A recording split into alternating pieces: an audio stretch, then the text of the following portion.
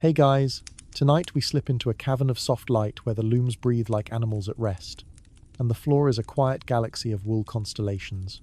You edge past hanging skeins, indigo midnight, madder sunrise, weld straw while small oil lanterns draw halos on the warped brick. A kettle sighs somewhere, and a whisper of mint moves through the air like a rumor that refuses to run. You probably won't survive this, by which I mean your eyes will get heavy the moment the counting begins, because nothing defeats wakefulness like numbers stacked neatly on silence. So, before you get comfortable, take a moment to like the video and subscribe, but only if you genuinely enjoy what I do here. Tell me where you're listening from and what your local time is.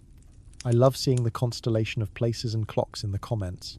Now, dim the lights, maybe turn on a fan for that soft background hum, and let's ease into tonight's journey together.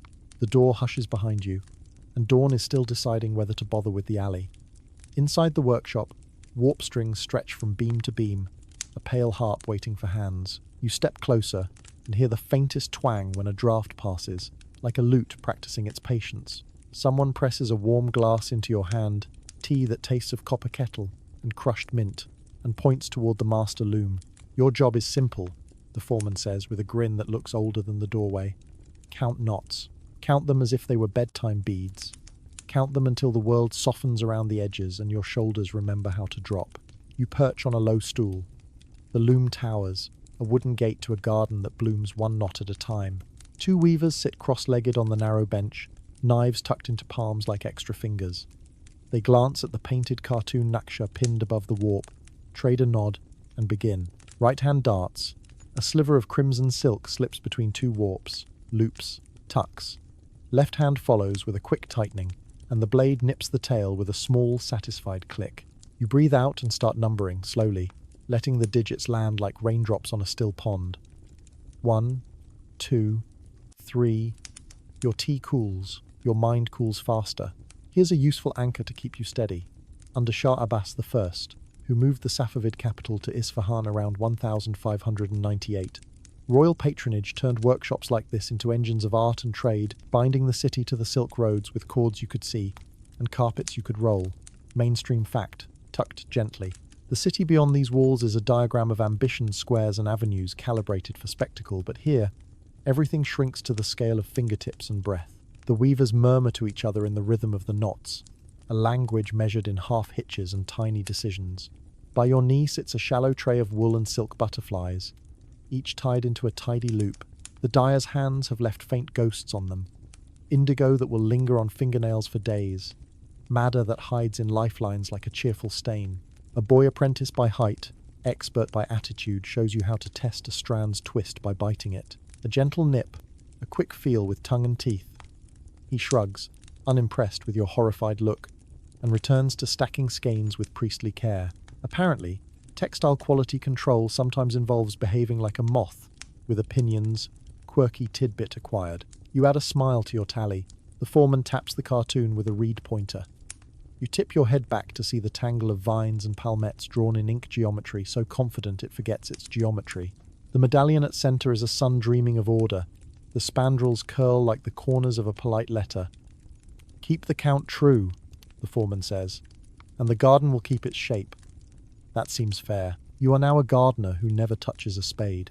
As the weavers advance the bench upward, the nap of the fresh pile catches the lantern light and drinks it. Each row is a fence, then a hedge, then a path. You stumble over a number, lose the thread, and start again, apologizing to no one, because the loom forgives quickly. A joke about spreadsheets perches on your tongue and decides to fly away. You are busy learning a math that smells like wool. Still, you issue yourself a tiny promotion. Chief Counting Officer, Department of Drowsiness. Benefits include mint tea and the right to blink slowly. A man you hadn't noticed slips in from the alley and places a bundle by the wall. Cochineal cakes, he says, red from far-off insects that tricked half the world into wearing sunsets. He thumbs a crumb as if it were sugar and grins. Historians still argue whether the earlier Safavid court carpets were mainly woven in Tabriz before the Magnet of Isfahan reoriented the map, or whether multiple hubs, Kashan, Kierman shared the laurels like polite rivals. Open scholarly debate, phrased and parked by the door. The man leaves with an empty hand and a pocket full of gossip. The loom resumes its patient sermon.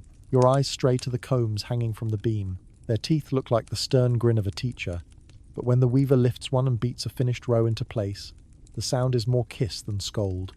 The pile settles, the pattern tightens its belt, someone sneezes, a feather of dust floats, and the lantern shivers. You supply your first truly advanced counting technique. Every 10 knots, you breathe a little deeper, as if the number itself were a step down a flight of stairs you'd rather nap on. The workshop cat arrives inevitable, striped, unhurried, and curls beneath the warp, where it can supervise and pretend not to.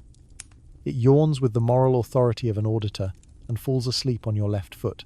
You make the second official joke of the morning by whispering, "This is a hostile takeover," and receive a chorus of well-bred smirks. The foreman pretends not to notice. Foremen are paid in smirks. A bell from the square drifts in, thin as wire. Naksha Jahan is waking. Sellers untying promises. Fountains clearing their throats. Pigeons remembering they are dramatic. Inside, the weavers have found their cruise speed. They tie Persian, asymmetric knots this hour, favouring finesse over the squarer logic of the Turkish symmetric knot. Tomorrow they might switch, because good hands keep multiple alphabets. You, meanwhile, discover that counting is not a jail but a slow boat. Every number is a plank. Every plank moves you downstream without asking you to row. You ask very bravely if you may try one. The bench is narrow. Your knees make a scrunched-up argument with the frame. The weaver hums and shows you the gesture. Loop, tie, snug, snip. Your first knot looks like a shy crab. Your second looks like the crab's anxious cousin. The weaver pats your shoulder anyway, and you vow to leave the heavy lifting to people who can breathe without negotiating with their elbows. Your third joke is an apology to the loom for the haircut you just gave it. The loom, being noble, says nothing. Back on your stool, you reclaim your title and your rhythm. 10, 20, 30. You imagine each knot as a bead on a long, calming string, and the medallion above as the cool palm that holds it. Outside, a vendor laughs. Inside, the counting does what counting does best. Thins the air between thoughts, until even worry forgets your name. If you listen carefully, you can hear the warp itself singing the oldest lullaby in the city, one that runs on breath, fingertip pressure, and numbers that tuck themselves in without fuss. You drift out with your warm glass of mint and into a city that has taught itself to weave at the scale of streets. The morning opens like a bolt of cloth. Long, deliberate, a little glossy where the light catches it. Naksha Jahan Square stretches ahead broad as a breath you've been saving all week, its edges stitched with arcades that blink awake one arch at a time. The word pattern usually stays small, but here it gets ambitious. You catch yourself mapping the square the way the weavers map the cartoon. Centre medallion, flanking spandrels, borders that promise a promenade and deliver it. On the western side, the Ali Kapu Palace throws its high porch into the air, like a musician lifting a drum. Across the green, the Shah Mosque gathers blue like the sky forgot something, and brought it home as tiles. North, the Caesarea gate yawns open and breathes bizarre air copper, leather, warm bread. And to the east, Sheikh Lotfullah Mosque keeps its private council, a cameo of pearl and shadow. Shah Abbas I, who shifted the Safavid capital to Isfahan in 1598, wanted exactly this choreography. State, faith, commerce, and craft stepping onto the same stage without bumping elbows. There's your mainline fact, stitched in lightly. You stand in the centre and feel a loom again, warps running north-south, wefts running east-west. The shuttle of your body choosing a direction. You choose north, because the bazaar smells persuasive. The arcades swallow you with a sigh of cool shade, and you enter a river of merchants whose booths are pockets in the city's great garment. On the left, a metalworker buffs a tray until it catches a miniature Nakshi Jahan. On the right, a calligrapher stoops over a page as if listening for the next letter to climb out. A boy offers raisins with the serious dignity of a diplomat. You take a small handful, because you are a diplomat of snacks. The raisins taste like sun stored in corduroy. Carpet sellers start early. One is already unfurling a small medallion piece onto the stone, slapping its corners flat with the authority of someone who believes strongly in corners. Another balances on a stack as tall as a camel, and flicks the edge of a rug so the pile changes shade day to night. Night to day with a single breeze made by fingers. You remember your loom, your bench, your brief career as a crab knot specialist, and you feel a soft pride for the carpets you haven't made yet but now count as cousins. The sellers see you looking and nod as if you've passed a secret exam. Over the din you hear a rumour with legs. The Armenians of New Julfa moved here under the Shah's anxious grand strategy, ascending caravans that unzip the plateau all the way to the Persian Gulf, then ship silk that glitters in Venetian windows. You picture a bolt travelling like a comet with a tale of languages. Persian, Armenian, Portuguese, Italian, each one a knot in a trade route too stubborn to tangle. In a side stall, a broker with rings like portable doorknobs haggles over the price of indigo. He says, blue the way a poet says moon, and means 5 different things. You decide that if you ever open a shop, you'll sell synonyms by weight. The city itself hums like a workshop. Down Chahar the royal avenue lined with plane trees and water channels, the rhythm is beat, beat, glide, hoof, shoe, slipper. You step into its green tunnel and feel the temperature drop, as if the leaves have made a treaty with the sun. On balconies, weavers' families shake out small kilims, and the dust drifts like distant applause. A porter passes with a bale bound in coarse sacking. The knot he uses is the cousin of your own clumsy one, except his has seen mountains. A woman balances a tray of bread on her head and corrects the tray's opinion with one finger. You admire them both. Here's a curious little thread to tuck behind your ear. Within some workshops, the most pampered resident isn't the master or the apprentice, but the cat official title, Moth Inspector, who wears a bead collar to announce its rank and is paid in trimmings of lamb's wool and the right to nap on whatever ledger currently requires attention. Yes, that's our quirky tidbit. The auditors are everywhere. You catch yourself glancing around for your striped supervisor from the loom, as if it might have moonlighted as a civic official. You stop at a tea cellar wedged like a friend into a crease of the arcade. The samovar hisses a punctuation mark, and the cups arrive in parentheses of saucers. The tea vendor leans in, the international sign of gossip.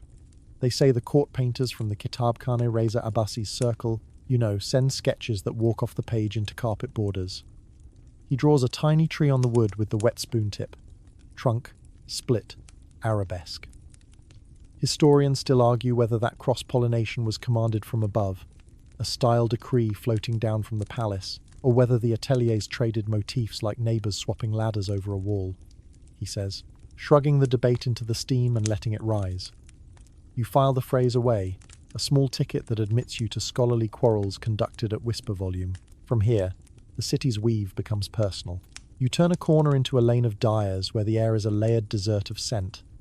Vinegar bite, wool fat, smoke, something floral that you cannot name but would enjoy wearing as a memory. Skeins drip from poles like a choir in rehearsal robes. A dyer with hands the colour of midnight explains how indigo hides as a yellowish green in the vat before breathing and turning blue in the air. It's alchemy with receipts. He points his chin at the madder pit brick-lined, patient, and says the best reds come when the root has been coaxed, not bullied. You think of counting again, how numbers coaxed you away from hurry, and nod as if you're apprenticed to patience. The dyer lifts a skein with a stick and twists it, drops patter onto the ground, and make a short-lived constellation. He frowns at your shoes, a reasonable frown, and offers wooden clogs, the size and shape of reasonable boats. You step in, rock once, and discover you've grown an inch of comedy. Joke number 1 arrives without effort. Behold my new fashion Isfahan heel. He laughs the way a well-used bell rings. Farther on, a scribe sits in a doorway, copying an order for 50 prayer rugs with mihrab fields, suitable for a merchant with tidy habits. You attempt not to look like a messy habits person and fail gracefully. The scribe tells you that sometimes inscriptions along a border will tuck in a date, a verse, or even the name of a donor who couldn't resist the urge to be remembered under someone's feet. You imagine your own name there and decide against it. Anonymity, like wool, wears well. By late morning, Naksha Jahan has warmed to the point where shadows start speaking in full sentences. A group of officials in good coats crosses the green with the efficient stride of people whose titles precede them like a marching band. One pauses beneath the Ali Kapu balcony and cranes up toward the music room where the stucco is cut into the shapes of bottles and vases. It's said the acoustics love the sound of a drum more than speech. You imagine standing up there and announcing your promotion from Section 1 Chief Counting Officer to a new title, Deputy Inspector of City-Sized Carpets. Compensation includes raisins and the authority to declare a fountain well composed. At the bazaar gate, a caravan strings in, bells making their particular kind of arithmetic. The muleteer shouts something that sounds like advice and warning and poetry in equal parts. Bales are slid onto shoulders, and the city absorbs them without fuss. as if it had a pocket no one else could see. You watch a broker and a weaver debate the border's last 2 inches. Should the rosette repeat or rest? The difference is a coin and a principal. They split it cleverly. The principal goes to the weaver, the coin to lunch, and you admire the elegance of edible compromises. You circle back toward the workshop by a different path, because a city that invites wandering also invites small betrayals of the straight line. A vendor presses a shard of sesame brittle into your hand, and you submit to it with adult restraint for 3 seconds. The brittle cracks like fresh snow.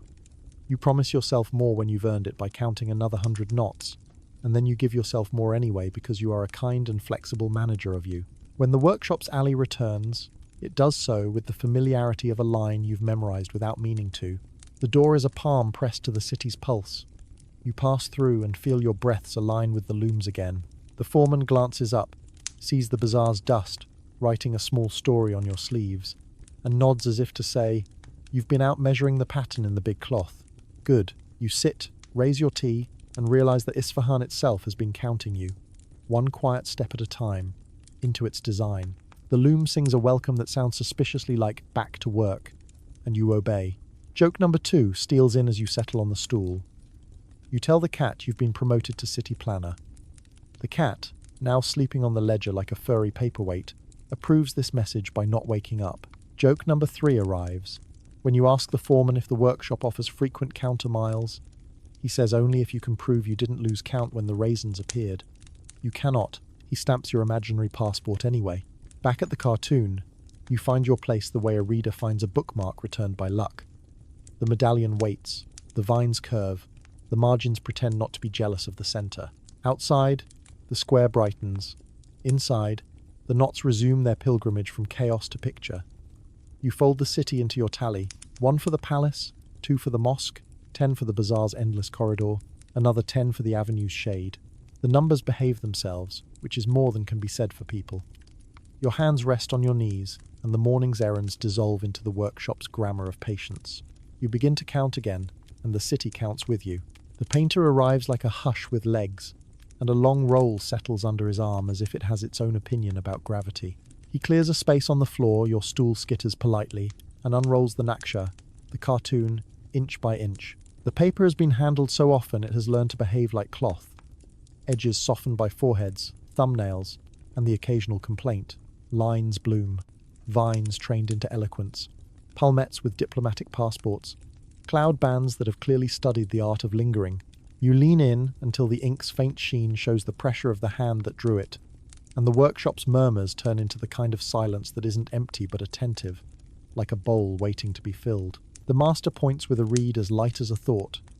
"Here," he says, tapping the medallion that will eventually anchor a whole room's breathing. "Here, at the pendants that will dangle like earrings from that quiet sun. And here, at borders nested like stories inside stories, each one promising to behave and fully intending to keep that promise." You realize the cartoon is not a suggestion but a treaty, and every knot you count is a signature affirming good faith. The weavers, their knives flashing in miniature punctuation, keep one eye on the ink and one on the warp, as if reading 2 scripts at once. You are given a job that sounds dignified because you perform it with a solemn nod. Hold the bottom edge so the scroll doesn't roll back up like a self-conscious hedgehog. Your fingers feel the grain of the paper rag pulp with a past life as shirts and monastery accounts, and the slight grittiness of pounce where the painter pricked along a curve and dusted charcoal through to mark a transfer. That dust leaves a souvenir on your fingertips. The apprentice grins and whispers that the fastest way to clean them is to rub them on the cat, which is why the cat currently looks like it fell asleep under a chimney. Quirky tidbit noted. The cat accepts your apology in absentia. The reed taps a grid ghosted over the drawing. The squares are faint. You almost miss them. Like a whisper you only register because the room leaned to hear. "Keep your count in step with this," the master says, and for a heartbeat your accountant's soul purrs. The grid is the loom's cousin, the warp's older brother, the spreadsheet of the 16th century with better handwriting. You imagine writing some serenity in the margin, and being promoted to director of peaceful formulas. Joke number 1 lands with a tiny, smug smile you cannot fully suppress. There's a practical reason the cartoon exists, and it sits in front of you in the shape of a loom, wider than your patience on a bad day. Large carpets can devour months, even years, and the only way to keep the picture coherent as benches rise and weavers change is to pin a steady star above the warp. Mainstream fact, sewn in gently. Safavid court workshops used full-scale cartoons to coordinate teams across big looms, especially for medallion and corner compositions that demanded accuracy from center to border. You study the pinholes where the paper has served as a mentor for generations. And you think about all the hands that have traced these curls and carried them forward without making them heavy. The painter kneels and refreshes a vine with a quick darkening of ink. You watch his brush as if it were telling a bedtime story to the paper. He smells faintly of gum tragacanth, the plant glue that persuades pigments to lie flat and polite. Rumour says another kind of sizing. Fish glue sometimes sneaks into the studio, which would explain why a different workshop's cat once chewed the corner off a dignified arabesque and achieved local fame as the critic. You're not supposed to laugh out loud during treaty readings, but a small noise escapes and wisely disguises itself as a cough. The foreman, seeing your smudged fingers, hands you the softest rag in the room and the sternest instruction: no touching the cartoon unless the cartoon touches you first. He means it kindly. The paper is both map and myth, and while the weavers will eventually translate it into the tactile language of pile, right now it lives in a delicate world where a careless thumbprint can turn confidence into stutter. You hold your hands like a penitent and switch to pointing with your eyebrows, an underrated skill. A question floats up from your counting mind. How does the painter decide when a vine leans this way instead of that? He answers without being asked, perhaps because curiosity smells louder than gum. The book teaches me, he says, meaning the Kitabkhane, the royal workshop of painters and scribes, where miniatures choreograph angels on margins and wrestle gardens into pages. The garden corrects me, he adds, meaning the living world just outside, with its climbing beans and stubborn roses. And the loom, he finishes, reminds me I am not in charge. Historians still argue whether the flow of motifs in this period ran mostly from the painting ateliers down into the carpet borders, or whether weavers pushed back with their own inventions that painters then borrowed, as if remembering them later. Either way, you can feel the bridge under your feet. Images walking from page to pile with surprisingly clean shoes. You follow the path of one motif, a split palmette that opens like a fan, and see how it repeats almost, but not quite, predictably. The not quite is where human breath sneaks in. The painter marks a slight fatness here, a taper there, and the weavers nod in that wordless way that says, yes, yes, we can feel that. You realize symmetry loves company but gets bored easily, like a guest that needs one mischief to be fully charming. You make a private vow to allow one elegant mistake into your day, then realize you already did. Those 2 crab knots in section 1. Consider them grandfathered blessings. At noonish, which in workshops is a time more than a number, the painter unfurls a second strip, a border band full of cartouches that will parade around the main field like well-behaved gossip. He aligns it with a tiny notch he had cut into the first paper weeks ago, and you witness the exact moment 2 thoughts meet and agree to hold hands. He weights the corners with smooth stones rubbed down by years of being told to stay. You recognize leadership when you see it.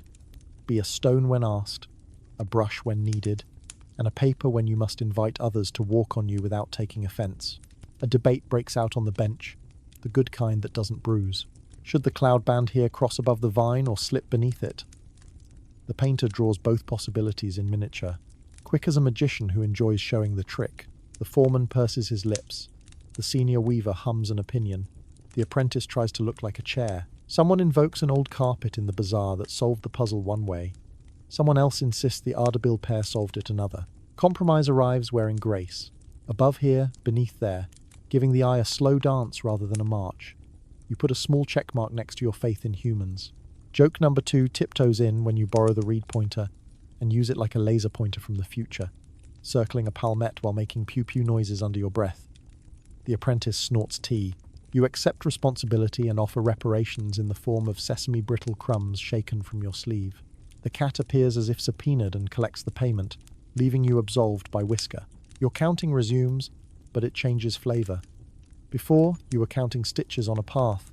Now you're counting with a map in your lap, seeing how each number inches the picture toward its promise. 27 for the stem. A pause while the weaver swaps to that sly green-born yellow from the vat, then turned leaf by air, then solid world by beating comb. 42 across the palmette's brow, where the pile will later catch light and pretend it knows secrets. You get to 60 and feel your pulse, and the looms settle into the same long sentence. Mainstream anchors matter, so you moor one more. By the later reign of Shah Abbas, Isfahan's workshops were famous not only for their scale but for collaborating with court designers to produce complex medallion carpets, whose cartoons could travel between looms, ensuring a family resemblance across pieces even when woven by different hands. The fact sits calmly in your mind, earning its tea. Around it bustle the small excitements. The apprentice quietly straightening a leaf because the angle felt sulky. The painter dabbing a light blue into a reserved shape to see if the room exhales. It does. And your own private conversation with the grid, which is beginning to feel like a polite friend who always shows up on time. Joke number 3 comes when the foreman asks if you're comfortable. You say, with the gravity of a philosopher, that your knees are composing a treatise titled On the Limits of Folding. He offers a cushion and a sympathetic nod that says the human body was never designed to negotiate with benches, only with naps. You accept both cushion and thesis revision. By late afternoon, the cartoon lies open like a calm lake, and the woven picture has reached up to touch its reflection. The paper will be rolled again, kept safe from teacups and destiny, but its logic remains. A promise hovering above the warp, instructing without shouting. You blow softly across the charcoal dust that clings to your knuckles, and watch it lift like a small weather system. Somewhere beyond the alley, the square stretches. Traders swear friendship with their best prices, and the city resumes being enormous. Here, the rules are intimate. Ink whispers, knots answer, and you count as if each number were a bead sliding home on a string that runs quietly through your hands, then through your wrist. You settle beside a mound that looks like a small hill the city forgot to register, and the foreman plunges his hands into it up to the wrist. When he lifts them, the light discovers what his palms already know. Silk and wool do not shine the same way. Silk throws light back like a clever answer. Wool drinks it like soup. He places skeins in your lap, one cloud, one river, and tells you to close your eyes. You do, because obedience is easier than thinking, and let your fingertips learn the old lesson that sight never quite teaches. Wool is a whisper with a backbone. Silk is a smooth road that never met a pebble it couldn't charm. The wool comes first, because the floor is its kingdom. He unwinds a ribbon and names it Kirk, the soft undercoat, shorn from lambs in their first spring, back when everything was new and sensible. It has a loft that would make a pillow jealous, and when you press it to your cheek it says nothing but says it warmly. You're shown how twist changes temper. A tight spin gives resilience for high-traffic borders. A gentler spin makes petals lie down like they've agreed to be flowers. Somewhere in Kashan or Kirman, he says, shepherds are negotiating with weather and sheep in equal measure to deliver this softness mainstream fact anchored. Safavid workshops prized fine lamb's wool, often called Kirk for pile, with centres like Kashan, Kerman, and Herat famed for quality. You return the skein with a reluctance that borders on romance. Silk arrives next, and the room brightens by one invisible notch. The skein uncoils like it knows choreography. Gilan, the dyer says, as if speaking of a cousin who owns a lake. You remember a market whisper. Shah Abbas squeezed the silk trade into a royal monopoly and channeled rivers of thread through his own fingers before they flowed outward again. The skein in your hands might be a tributary of that plan, a strand that once belonged to a mulberry leaf and a very hard-working worm. You try to imagine producing a filament a kilometre long using only determination and snack time, and conclude you would have retired by noon. Joke number 1 lands lightly. You declare the silkworm the original content creator, posting one continuous thread with no edits. The apprentice groans, which you decide is applause in disguise. The foreman waves you toward the dye table, where small cakes and jars sit like a spice rack for light itself. Wool, he explains, is a generous guest. It clings to mordants and dyes with affectionate stubbornness. Silk is more fastidious, preferring its mordant clean, and its dye bath not too hot, thank you, because luster should not be bullied. He twirls a skein through a pot of indigo liquor and lifts it out yellow-green. The air kisses it blue. You think of Section 2's dyer calling this alchemy with receipts, and nod like a student who has discovered that homework smells like vinegar and victory. A bowl appears with gold-wrapped thread cradled inside, as if it might decide to be coins again if treated casually. The glint is subdued, not brash. It winks like a friend who knows how to whisper in lamplight. Paper core, silk core depends, someone says, showing you a sliver under the knife. A hair-thin strip of gilded metal silver leaf zippered with gold, often spiraled around a filament of silk. Not for every rug, they caution, Only for silk on silk pieces, borders, inscriptions, the wink in a field that wants to feel like the inside of a dream. You run 1 inch across your fingertip and discover that glory is slightly scratchy. There is a house trick for estimating a fiber's appetite that no guild manual will admit. You lick your fingertip and twirl a single hair of the skein against it. If it grips like a cat on curtain, it's in the mood to bond with colour. If it slides aloof as a diplomat, choose your mordant with extra diplomacy. The apprentice demonstrates with scientific seriousness. You copy him with theatrical gravity and are rewarded with a wool hair waving hello from your finger like a very small flag. Quirky tidbit secured. The cat, still on ledger duty, watches with the expression of someone whose taste runs to moths. Do you know why red and blue quarrel less on wool than on silk? The dyer asks, and doesn't wait for your confession. Because wool is thankful, silk negotiates. He points to the madder pot, its brick-lined patience, and explains that madder's anthraquinones, though he does not say the word, smuggle themselves deep into wool's scaly cuticle. While on silk they prefer a polite surface tenancy, glistening like guests who keep their bags packed. You make a note to treat all friendships like wool treats red. Let it all the way in, and beat it gently to help it settle. Historians still argue whether the most lavish silk and metal thread carpets of the early 17th century, those peacocks of pile, sometimes called polonaise in Europe, were primarily Kashan's triumph, or whether Isfahan's court workshops led the dance with Kashan lending virtuoso hands. The debate passes quietly across the table like a card game you're invited to watch but not shuffle. Either way, the gold-wrapped thread is rationed here like starlight, used for a mihrab's faint halo, a cartouche's thin smile, or a vine that wants to be noticed only when the lamp nods. You think of restraint as a form of wealth and resolve to practice it after your next sesame brittle. Maybe. The foreman lays 2 samples on the floor. 1 wool pile on cotton foundation, sensible shoes for daily walking, and 1 silk pile on silk foundation that seems to float a little above the tiles. He invites you to pet them, an invitation you accept with what can only be described as professionalism. The wool whispers, home. The silk murmurs, ceremony. He taps the silk square. Not for muddy seasons, he says. You picture someone trying to argue that with the rainy month and losing quickly. Joke number 2 taps you on the shoulder. You ask whether there's a mud warranty. The foreman says yes, absolutely warranted to attract it. He shows you how light travels along a pile's tilt like a traveller taking the easier gradient.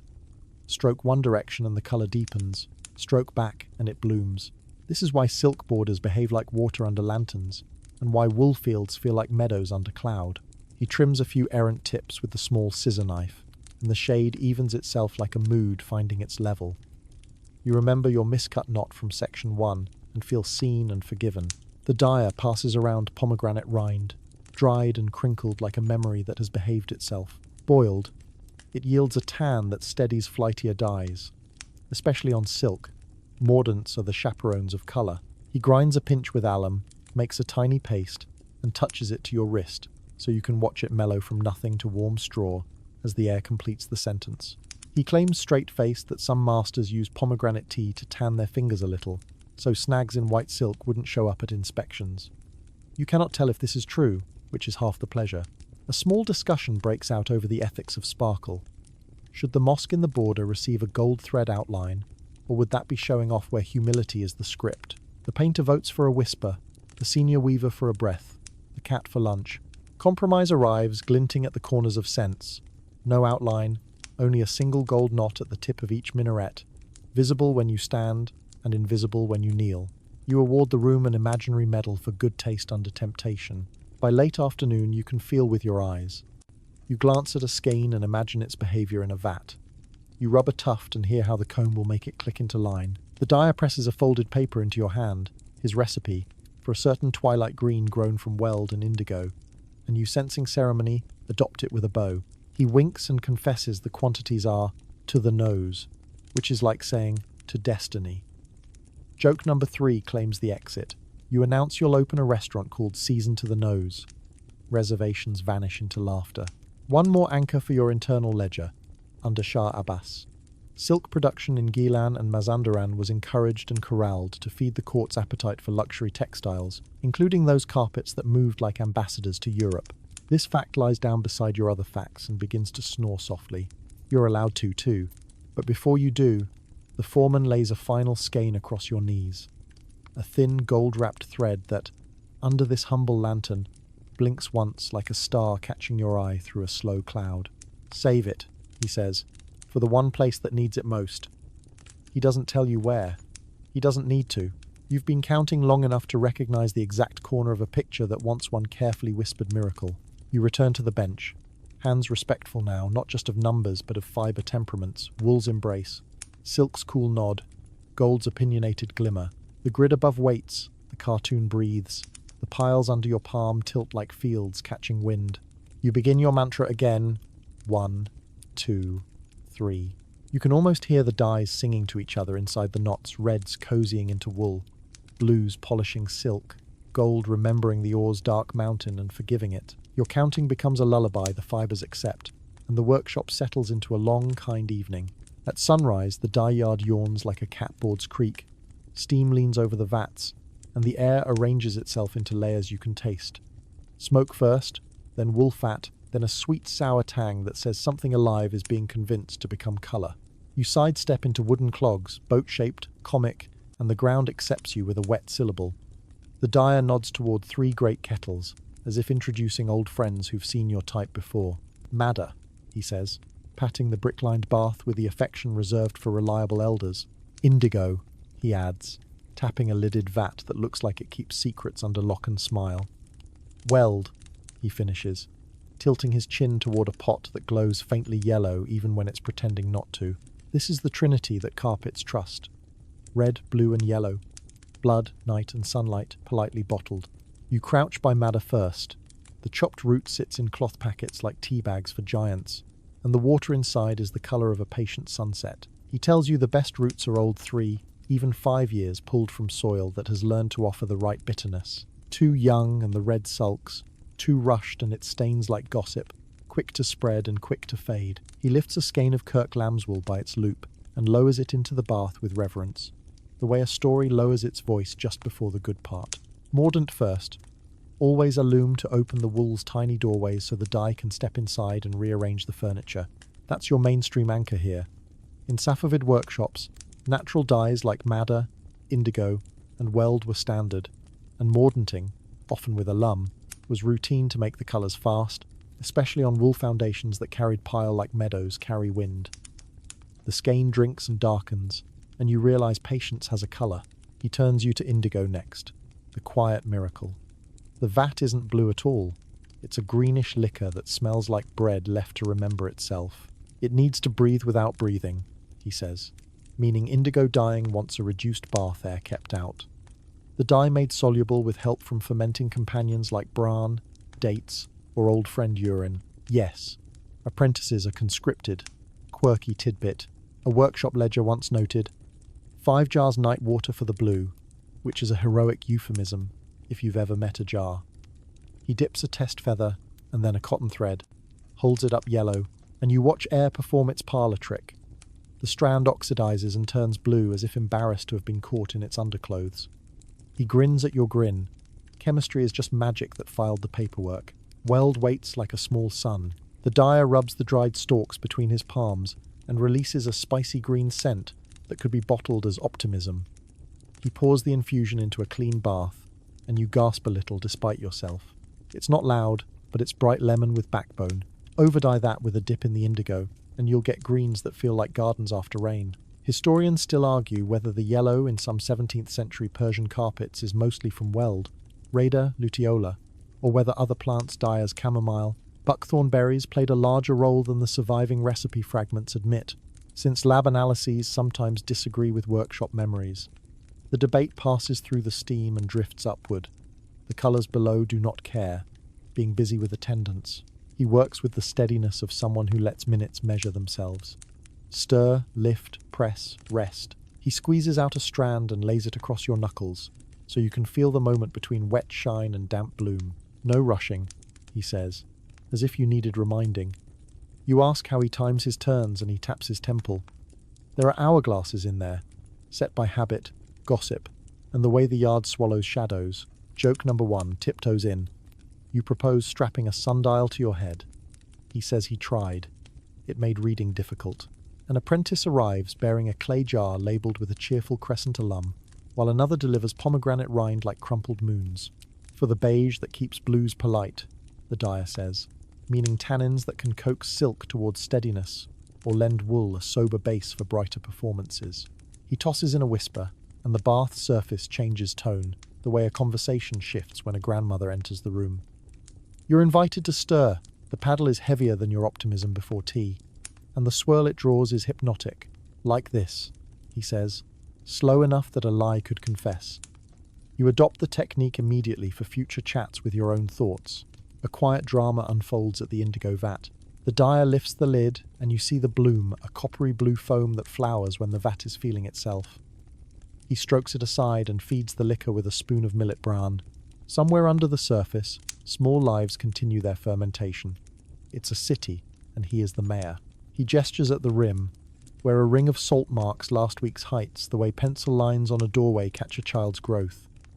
Healthy, he pronounces. You imagine a physician who only treats vats, and wonder if their diplomas smell like wheat. Mainstream fact, delivered over your shoulder while you pretend you knew it all along.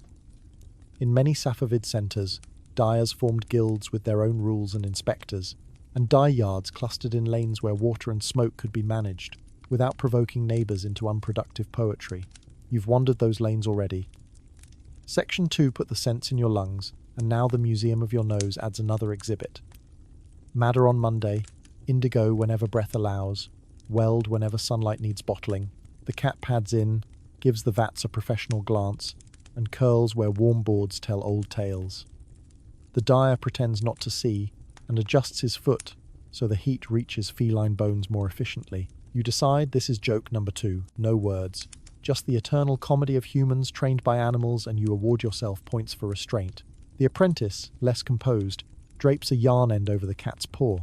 The cat accepts responsibility for all reds forever and goes back to sleep. You notice labels scratched into the vat rims. Moon, persuasion. Don't hurry.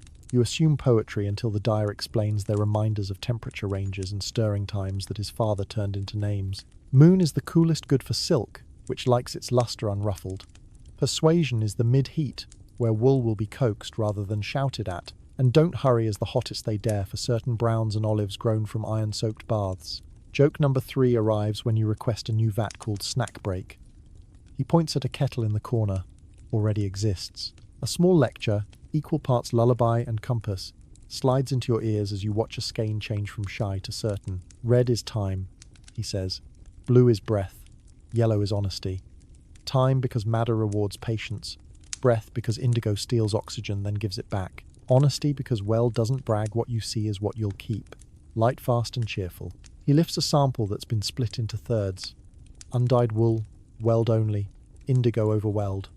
The green is calm, almost moss in shadow. You think of borders that will carry it like a quiet lane around a loud garden. A question you didn't know you owned taps your shoulder. Where did the brightest reds in court carpets come from madders alone? Or the newer cochineal that arrived with longer trade winds? He rolls the thought between finger and thumb. Historians still argue whether the Isfahan palette's sparkle came more from New World cochineal, arriving through Armenian brokers, or from refinements in our old roots' longer fermentations, cleaner mordants. He points to a tiny cake of hard crimson cochineal. Yes, a prayer bead's worth of insect thunder, and then to a sack of humble roots. Both, he says, then laughs. But everyone wants a single hero. Then comes, with Khan Resners, and Khan Resners, and comes to be in Cal.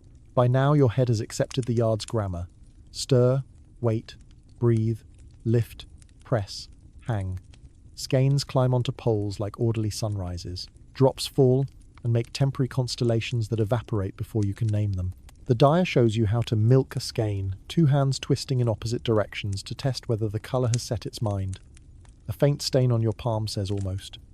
Another dip says yes. He approves with a grunt that translates loosely as, there, there. He sends you with a tray of damp butterflies, small hanks to the loom, labelled with knots per inch, and the cartoon section numbers. You walk carefully, aware that you are now a courier of rainbows. The foreman receives them with a ledgerman's sigh of pleasure. The painter accepts a single weld yellow for a border he's been starving of sunlight. Your counting, when you sit, changes again. Now each number hums a colour beneath it, and you can feel the indigo's cool hand, the madder's steady heartbeat, the weld's clear bell, as surely as you feel the bench under your knees. Later, when someone asks what sunrise smells like in a dye yard, you will say, like patience, having breakfast. And when they ask what you did there, you will answer honestly. You stirred gossip. You fed a quiet night to a blue that needed it. You learned that yellow doesn't apologize. And you counted. Always. You counted knots like bedtime beads, numbers clicking soft as scissors, colors settling into the wool the way sleep settles into a room that has made peace with its shadows. The bench is narrow as a thought you don't quite trust, and you fold onto it anyway, knees negotiating terms with wood. The warp in front of you is a pale forest cotton cords marching true from breast beam to beam, and the cartoon hovers above like a weather forecast that has decided to be kind.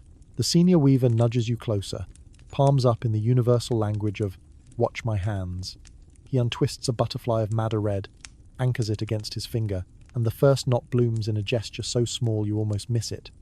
Around one warp, under the neighbor, tail peaking, a snug, slanting embrace. Persian, he says, what some call the asymmetrical, or sene knot, for curves that don't want to argue. The knife nicks the tail with a crisp click. You inhale, and your counting mind slips a hand into your weaving mind's pocket. He shifts to blue and demonstrates the Turkish, or symmetric, not Giordes to those who like their geography on their tongue, looping around two warps evenly, a square-shouldered citizen that builds honest steps, where the Persian gives you whispers of arcs. He tosses you the red again. Your turn, he grins, with the cheerful cruelty of a teacher who knows the lesson is a cliff and the fall is short. You attempt a Persian knot. It looks like a shrimp. The weaver regards your shrimp with religious tolerance and invites a second attempt. The second looks like the shrimp's uncle who tells long stories at weddings. He nods, trims both, and the comb beater kisses them down into the line so that even your mistake stands straighter. You begin the litany. 1, 2, 3. After every row, a quick shoot of weft, sometimes two, slips through the forest east to west, and the beater brings everyone to agreement with a soft, authoritative thunk. Mainstream anchor to steady your breath. Safavid court carpets often used cotton warps with two shoots of weft, frequently depressed, the structure that let high knot counts hold curvilinear designs securely while keeping the field flat and the pattern crisp. You can feel the logic under your fingertips. Cotton keeps the peace. The weft enforces it. The pile throws the party. A bowl of small things sits on the bench's ledge. An awl, a chalk nub, a porcelain shard with a sweet curve where hands once lived. The weaver taps the chalk against his thumbnail, leaving a white crescent that he'll move a hair each row to mark progress without glaring at the cartoon. Old habit, he shrugs. The apprentice, not to be outdone, shows you a fistful of apricot pits his abacus. He flips one from right pocket to left every 10 knots, then rattles them like lucky coins when 100 lands. Quirky tidbit recorded. Some counting happens in fruit, not numbers. You make a mental note to standardize your own accounting department with sesame brittle.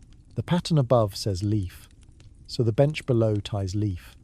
Your mouth discovers it wants to keep time, and before you can be embarrassed, you are humming nothing specific, just the kind of tune that numbers like. The weaver smiles without looking and hums the same note an octave lower.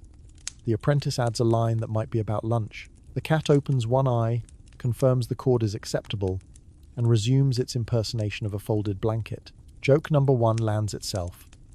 You whisper that the cat is head of human resources. He demonstrates with a stroke of his knuckle as tender as correcting a child who almost had the right answer. You try it, and the green becomes a note with harmony. Someone mentions knot counts the way bakers mention ovens.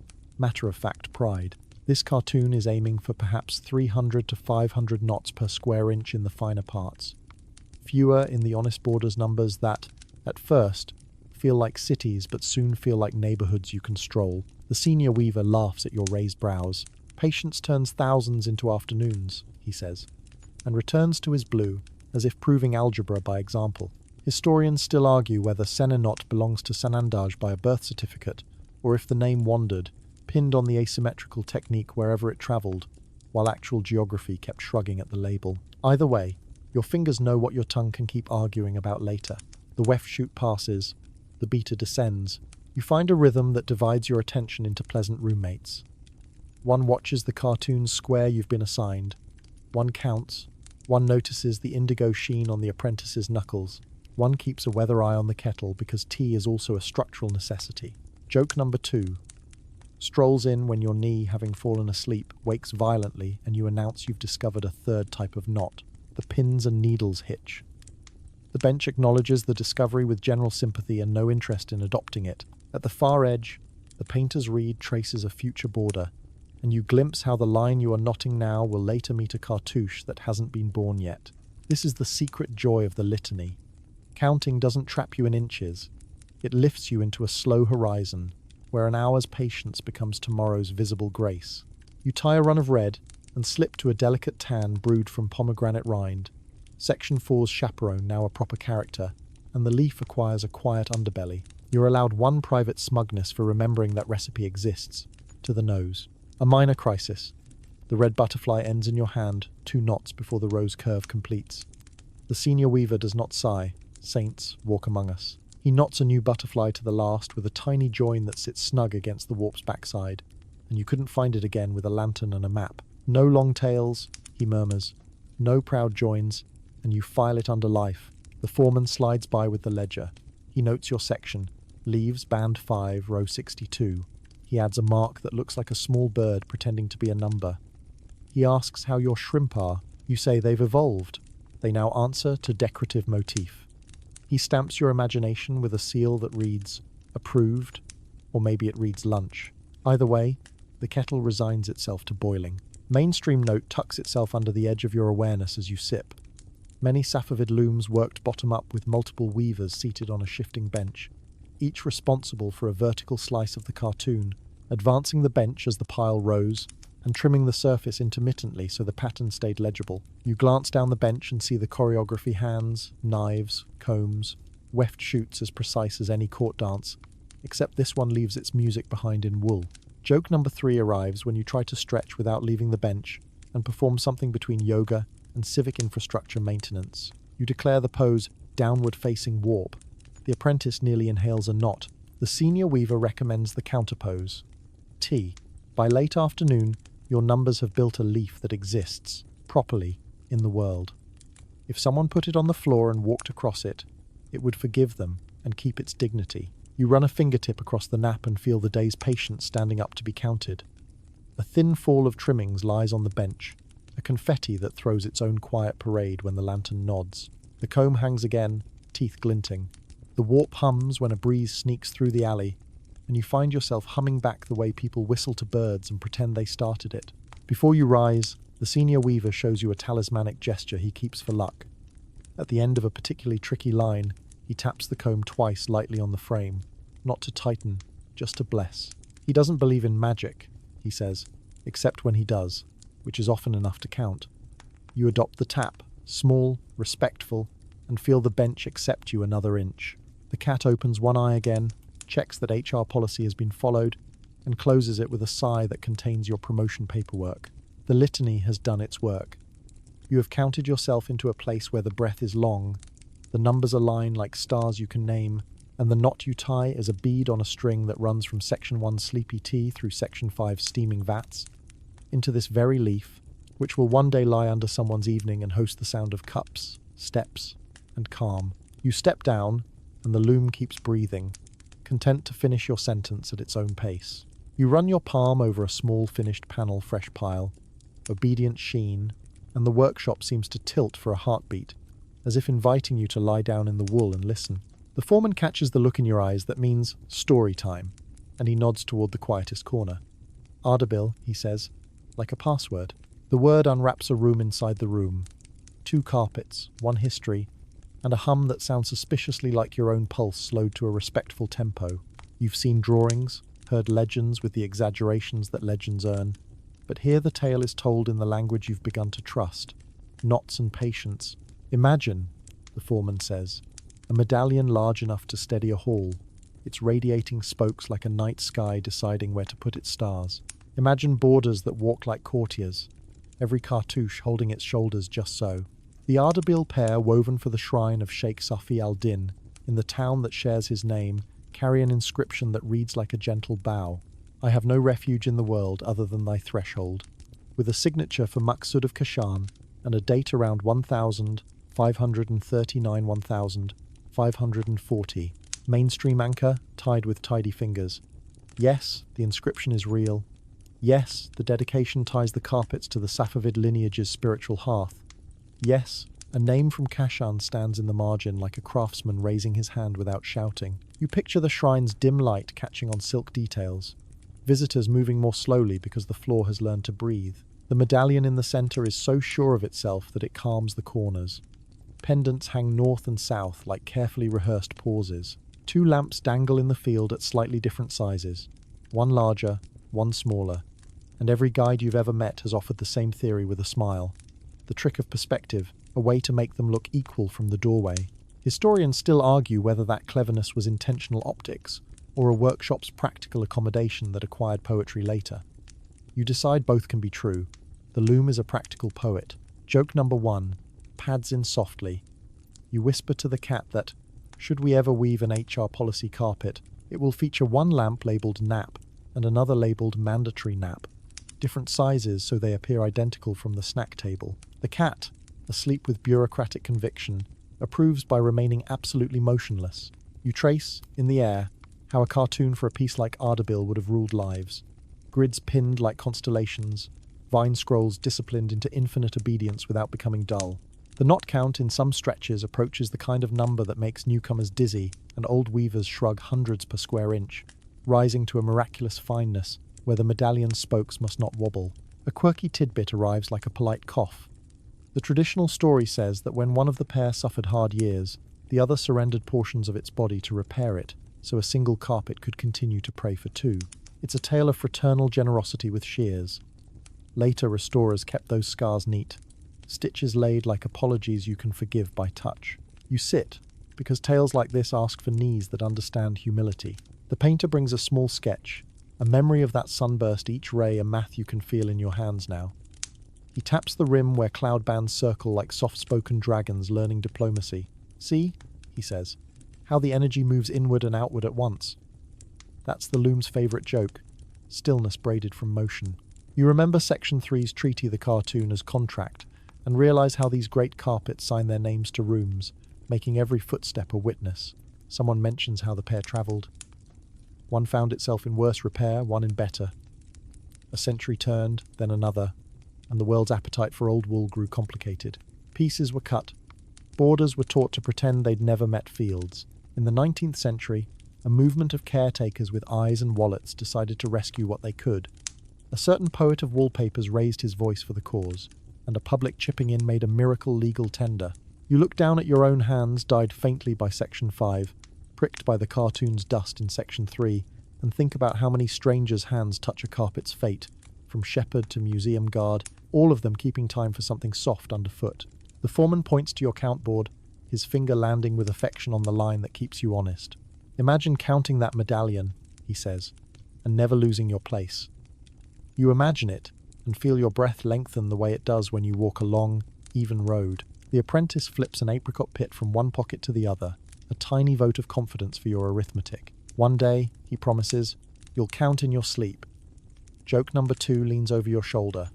You murmur, you've already been doing that, but your sleep keeps demanding hazard pay. The bench laughs just enough to move air.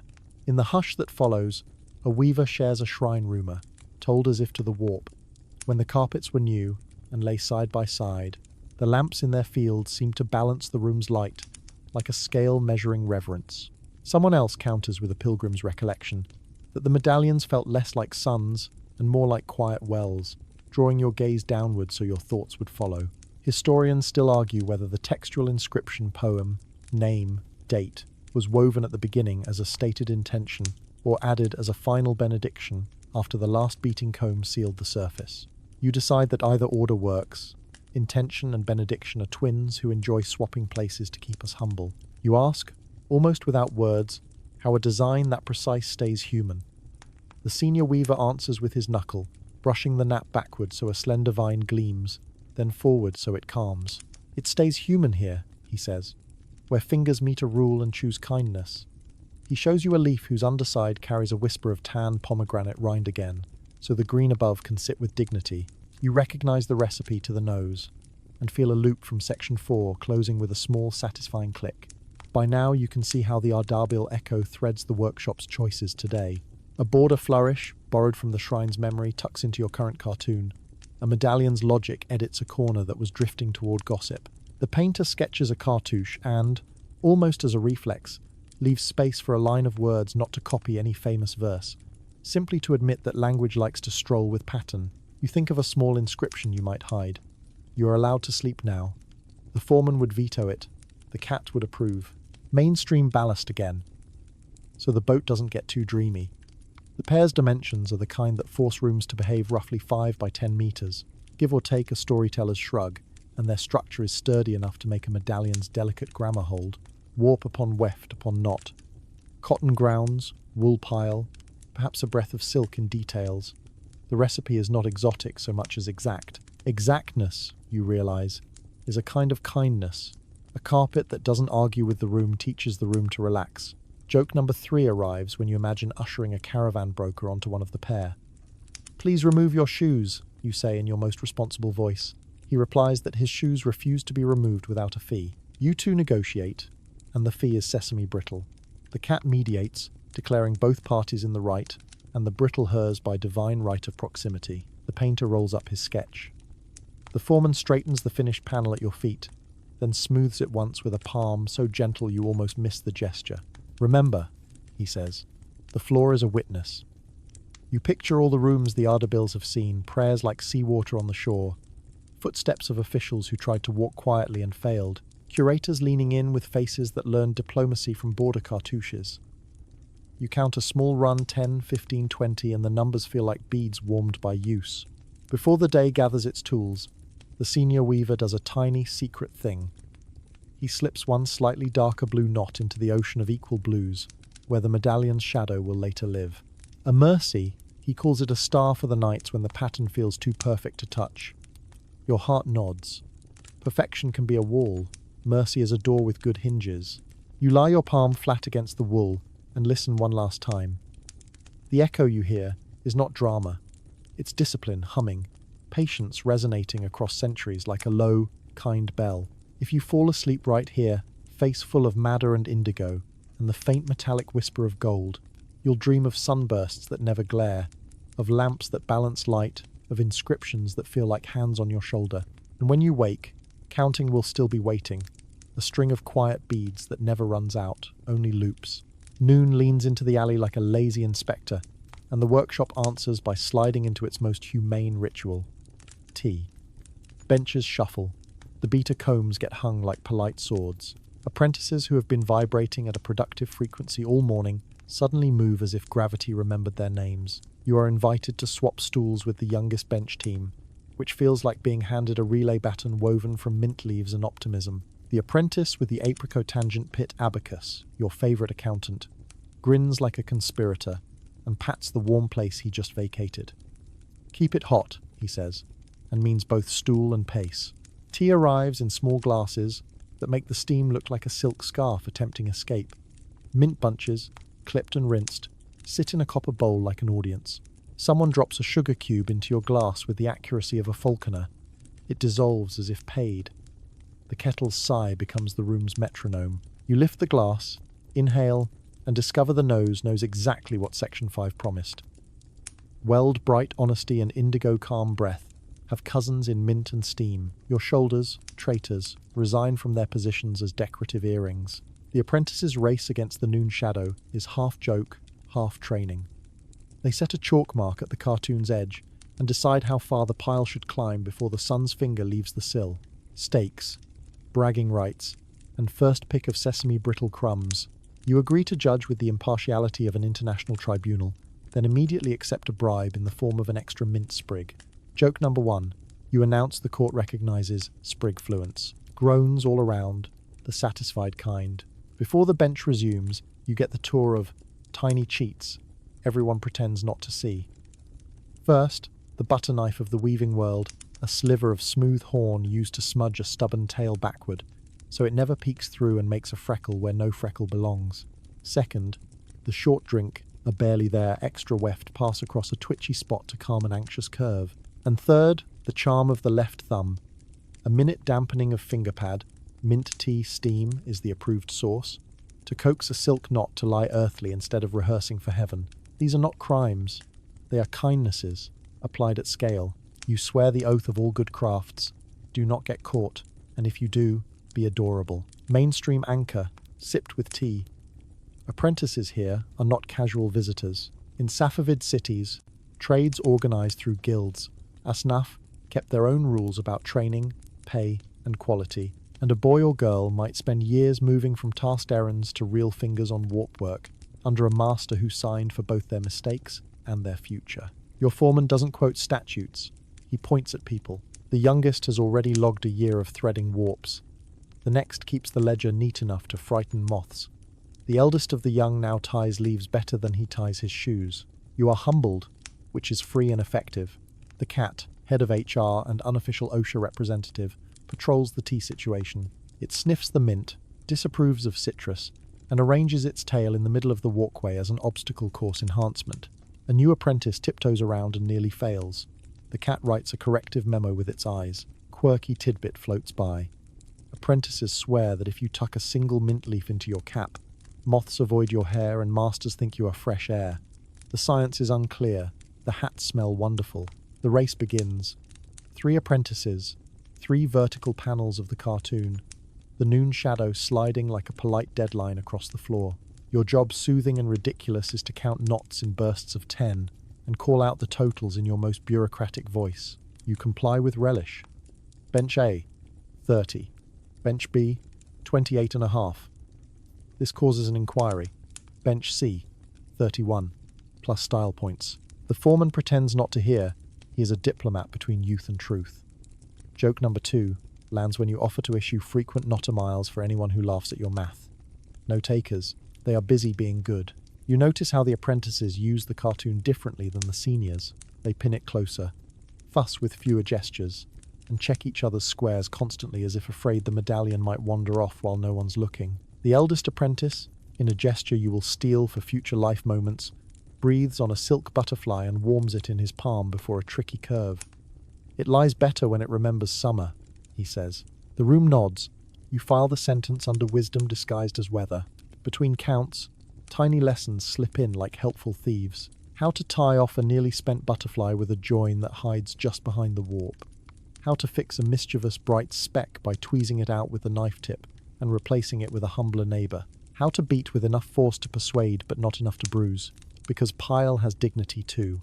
The apprentice with the pits demonstrates a calibration you didn't know humans possessed. A comb beat that lands like punctuation, never like an argument. Historians still argue whether women wove in large numbers inside the urban court workshops, or whether their expertise concentrated mostly in home or village settings. While the big looms in places like Isfahan's bazaar employed predominantly men, records are shy, and carpets travel better than payroll lists. The debate threads through the room like another weft. The foreman shrugs and says his aunt's selvedges were so straight you could use them to judge character. You accept the data. Someone produces bread and cheese. The workshop's universal peace accord. You tear a piece and the brittle arrives as if magnetized by lunch. Not until the bell, the foreman says, which instantly turns every human into a philosopher of bells. The bell, sensing its power, delays. You develop a theory that the bell is a sentient artifact that feeds on anticipation. Joke number 3. You propose hiring the bell to manage deadlines in your other life. The apprentice offers to negotiate its fee 1 sesame seed per minute of suspense. The tiny cheats continue, now labelled practicalities. A strip of burnished almond shell serves as a perfect micro-wedge when a warp needs reminding of its straight and narrow. A thin twist of leftover weft ties the painter's reed to a nail so it won't leap to the floor when the room tells a good joke. A scrap of old cotton functions as an eraser for chalk that has overstayed its welcome. You realize good workshops are museums of tiny, specific solutions, each with a story like a proverb with props. Mainstream ballast returns with a friendly weight. Pauses like this noon tea weren't idleness but infrastructure. In guild-ordered shops, breaks were paced to heat, light, and the human spine, because good pile comes from good wrists, and good wrists come from kindness to joints. No one says ergonomics. Everyone rubs their knees in solidarity and resumes counting with renewed mercy. The shadow finally tips past the chalk mark, and the apprentices touch the combs in a quick duet of taps, the same benediction the senior weaver taught you yesterday. Bench A wins by 2 knots. Bench B disputes. Bench C announces moral victory. The prize is first pour from the new kettle, and a single, tiny square of brittle, which, when eaten collectively, somehow tastes larger than logic allows. You award an imaginary ribbon to the bell for dramatic timing. The foreman gestures you back onto the hot stool. "Keep it going," he says, and the apprentices line up behind you like a friendly storm. You tie a modest run of green. An apprentice watches your hands with a generosity that surprises you. "You've stopped making shrimp," he observes, solemn as a judge. "You glow." The cat permits the glow. By the time the tea glasses clink into a last stack, and the mint is just damp fragrance, the noon shadow has retreated like a guest who knows when to leave. The apprentices flow back to their stations, humming something that certainly contains the word lunch, and you slide into your count with a new steadiness that belongs to rooms where people teach you the things they pretend not to teach. The cartoon winks. The grid approves. Your numbers line up like beads someone loved enough to string carefully. If anyone asks what was learned at tea, you'll say that patience has apprentices, and they are charming, that tiny cheats are often just mercy in a small costume, that mint can turn a room into a chapel, and that counting, done together, becomes less arithmetic and more choir. You settle, breathe, and whisper a tally that sounds a lot like rest. The rules are chalked high on the wall, where even tall pride has to crane. You tilt your head back and read the liturgy of order. Keep the warps plumb, 2 wefts between rows, trim clean, no tails proud. Tea breaks when the bell admits it. Settle disputes with the comb laid flat, not with words raised sharp. The letters feel older than the chalk. They've been rubbed out and refreshed so many times the wall's lime remembers them better than your mouth does. The foreman taps the list with his reed, the way a schoolmaster taps a knuckle, no malice, just an audible comma in the room's sentence. "Rules are the loom you can't see," he says. They hold the rest. Mainstream ballast to stitch your thoughts. Safavid cities ran on guilds asnaf, whose bylaws braided craft practice with civic life. Dyers had inspectors, metalworkers had standards, and weavers' shops answered to ward heads who answered to bigger hats still.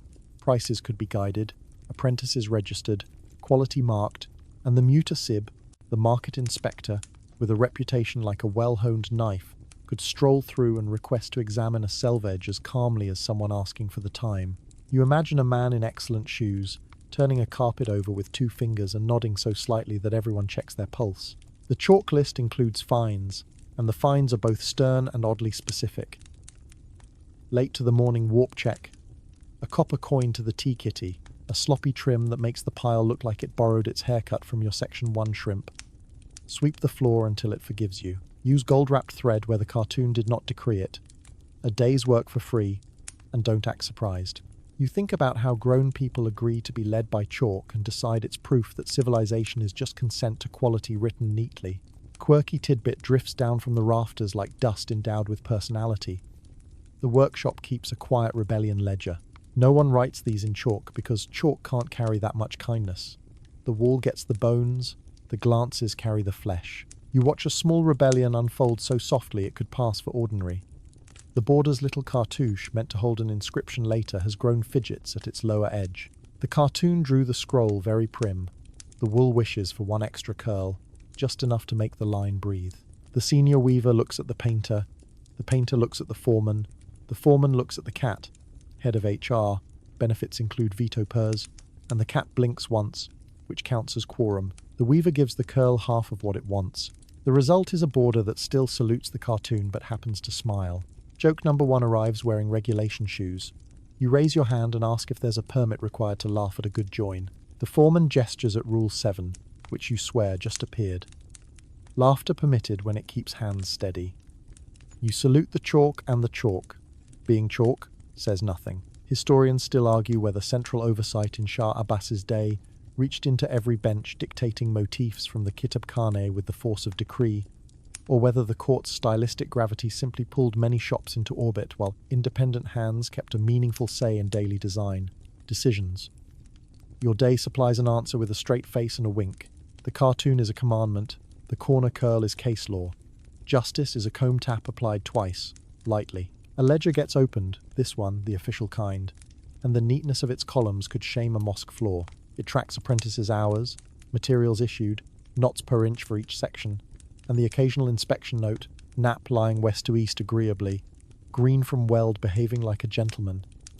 You wonder aloud if the ledger ever records naps. The apprentice with the apricot pit says naps are counted under research. Joke number 2, entered into the minutes, causes minor chaos when the cat yawns as if to certify. The wall rules have a companion inside the warp itself, the selvage. A single weft too tight, and the edge will pucker like a frown.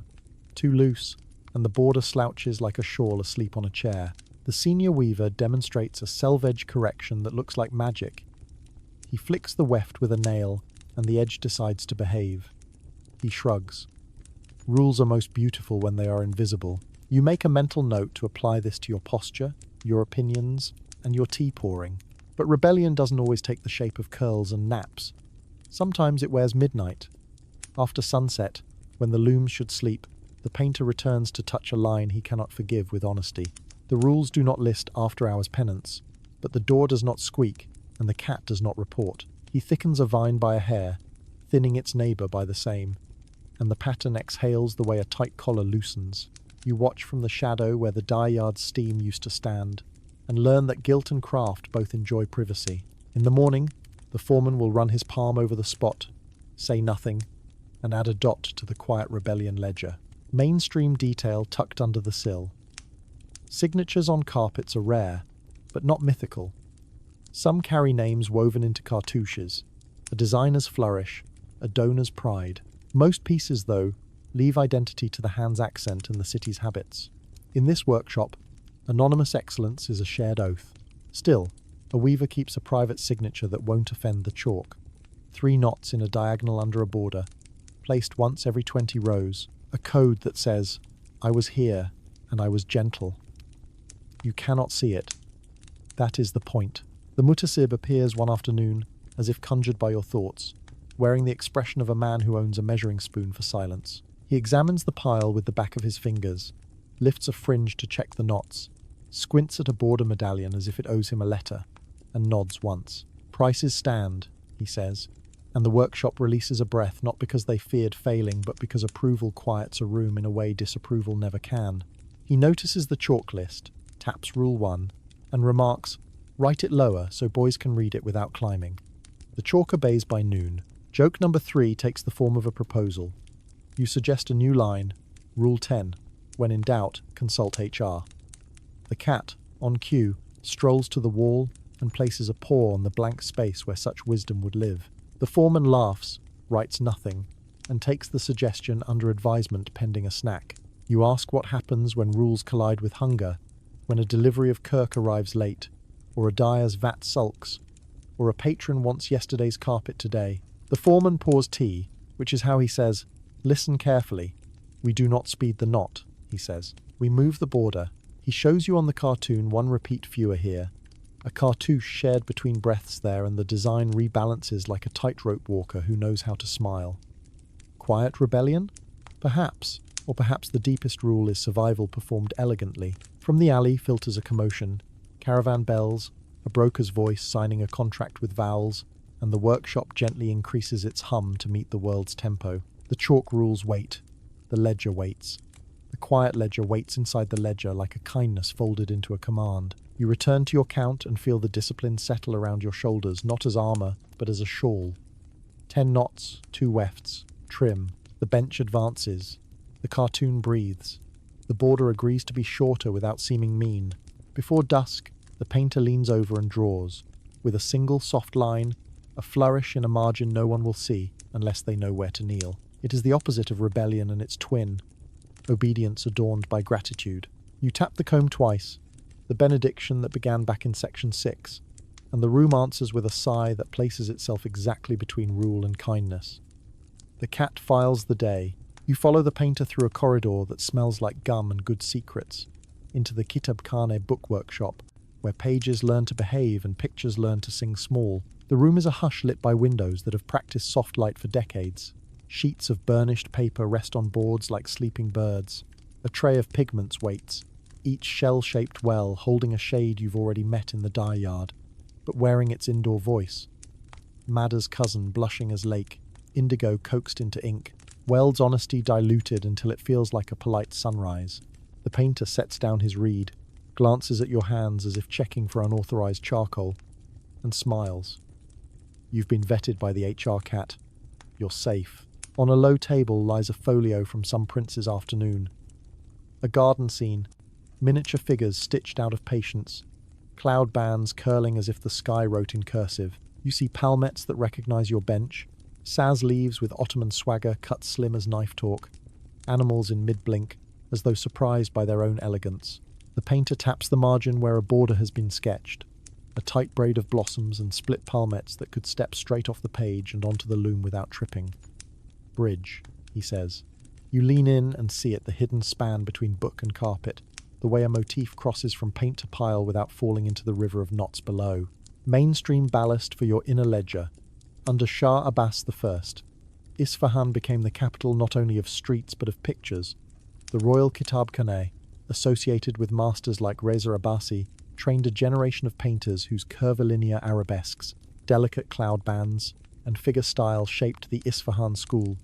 And those motifs often migrated to textiles and carpets through full-scale cartoons drawn by court designers or by painters moonlighting as mapmakers of wool. The painter doesn't say the names out loud. He says them with his brush, a line that flexes like a cat waking, a flower that remembers the exact size of delight. He unrolls a long, narrow paper that looks suspiciously like a carpet boarder rehearsing in private. Spandrel, he murmurs, pointing to the triangular corners that will cradle the medallion like careful hands. He plots small stars inside them, then draw threads a vine through with a touch so light it would insult a heavier pencil. Your counting brain wakes and starts measuring squares invisibly over the paper. The grid announces itself without being drawn. The painter grins because he can hear your thoughts click. Here the line thins so the knot count can keep its dignity. There it thickens so the weaver won't curse the cartoon when the curve gets thirsty. Quirky tidbit blossoms while he labels the inks. The pounce bags for transferring designs are sewn from scraps of worn-out prayer cap linings. Silk so soft it apologizes when you touch it, stuffed with charcoal and tied shut with leftover gold-wrapped filament. He dabs along a pricked line and the dust comes through like murmurs through a wall, leaving a dotted promise the weavers will later connect with wool. He swears the best charcoal is made from pomegranate twigs baked under sand, because they remember lines. You file the detail under magic that secretly has chemistry. You ask how the figures travel. He sets his brush to a man's robe and paints a fold that would still be a fold if you blew it into the next room. Figures are guests, he says. Carpets are houses. We invite them into borders, sometimes into medallions, but never where shoes would insult their faces. He winks. A courtyard rule disguised as etiquette, mainstream habit hiding in his aside. Figural carpets exist from the Safavid period, hunting scenes, courtly pleasures, but they are often silk, often for walls or tables, not for floors that measure the city in footsteps. Your bench brain nods. Wool fields know the weight of days. Joke number 1 steals in as you notice a tiny saucer labelled eyelashes. The painter explains, deadpan, that a fallen cat whisker makes an excellent single-hair brush for outlining golden eyelashes, provided the cat resigns the whisker voluntarily. You look around for the HR official. The cat appears precisely then at the threshold, as if summoned by the union bylaws, inspects the saucer, and accepts the policy with a yawn. The painter captures the yawn as a curve in a cloud band. You clap silently, because applause has to pass a decibel inspection in here. He lays out a practice panel. Border repeat, corner solution, spandrel miniature, all the parts of the carpet's grammar rehearsed on paper. Corner solutions are where books and carpets most often argue. The painter draws one rosette, then shows how it will meet itself around a right angle without stuttering. He uses a reed to step the repeat, a measured dance that your bench knows as "don't let the border get ahead of itself." Historians still argue whether many of these cartoons originated in the painting ateliers, with painters adapt their miniature vocabulary to wool, or whether specialist Naqshband pattern makers trained in carpet logic taught painters to think in knots. Documentary evidence is smoky, and surviving papers rarely sign their professions. The painter shrugs with professional grace. We borrow from each other until we forget who owned the cup. He opens a cabinet to reveal the pigment jars like a choir in coloured glass. Malachite, lapis, vermilion, indigo lake, orpiment that everyone respects but keeps at arm's length. He wets a little shell of indigo lake and strokes a line over gold leaf so thin you are afraid to exhale. The blue darkens the gold's laughter into a chuckle. Gold needs shadow to tell the truth, he says. And you remember section 4, where a single gold knot at a minaret tip replaced an outline. Same rule, 2 rooms. The bridge holds. Joke number 2 tiptoes over as you watch him sharpen a brush by rolling it on his palm. You propose a new guild title, Director of Hair Splitting. He awards you, without moving his face, the rank of Assistant Split Hair Counter, and tells you to count to 1 very carefully. You fail with honor.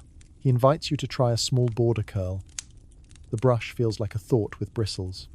You breathe, let the hand be heavier at the stem and lighter at the flourish, and the line comes off almost polite. Good, he says, for a weaver.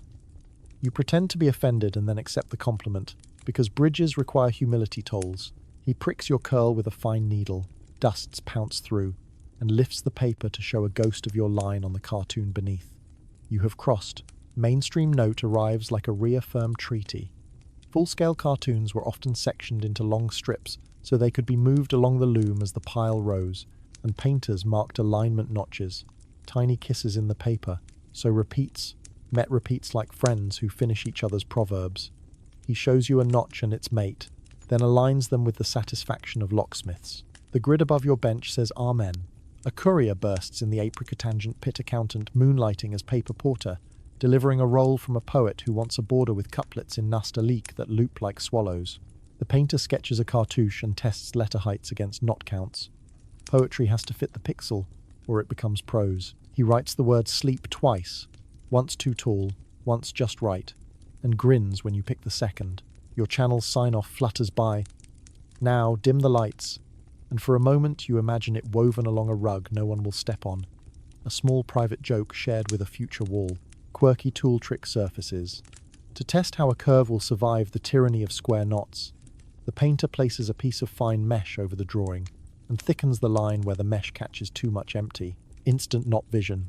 He insists he learned it from a tile mason who learned it from a bricklayer, who learned it from a baker who wanted lattice pies to look good from across the room. You decide, craft is just families telling each other how to avoid sorrow with grids. Historians still argue whether certain cloud bands and lotus scrolls in Safavid carpets owe more to Chinese models arriving through Timurid legacies and porcelain imports, or whether they're purely local inventions politely nodding eastward. Objects whisper one thing, archives whisper another. The painter pours tea and lets the debate hover like steam, then draws a cloud that is definitely from right here, right now. Signed not with ink but with confidence. Joke number 3 arrives carrying a ledger. You ask if the Quiet Rebellion ledger has a page for painters. He opens a slim notebook labelled Corrections No One Needs to Know, where entries read, strengthened vine near border to prevent future cursing, reduced arrogance of palmette by 1 degree. He adds a line, taught guest to breathe with brush, and pretends not to look at you while not looking at you. Before you leave, he presses a small stencil into your palm, a tiny cartouche frame pricked and ready. For borders that forget themselves, he says, remind them gently.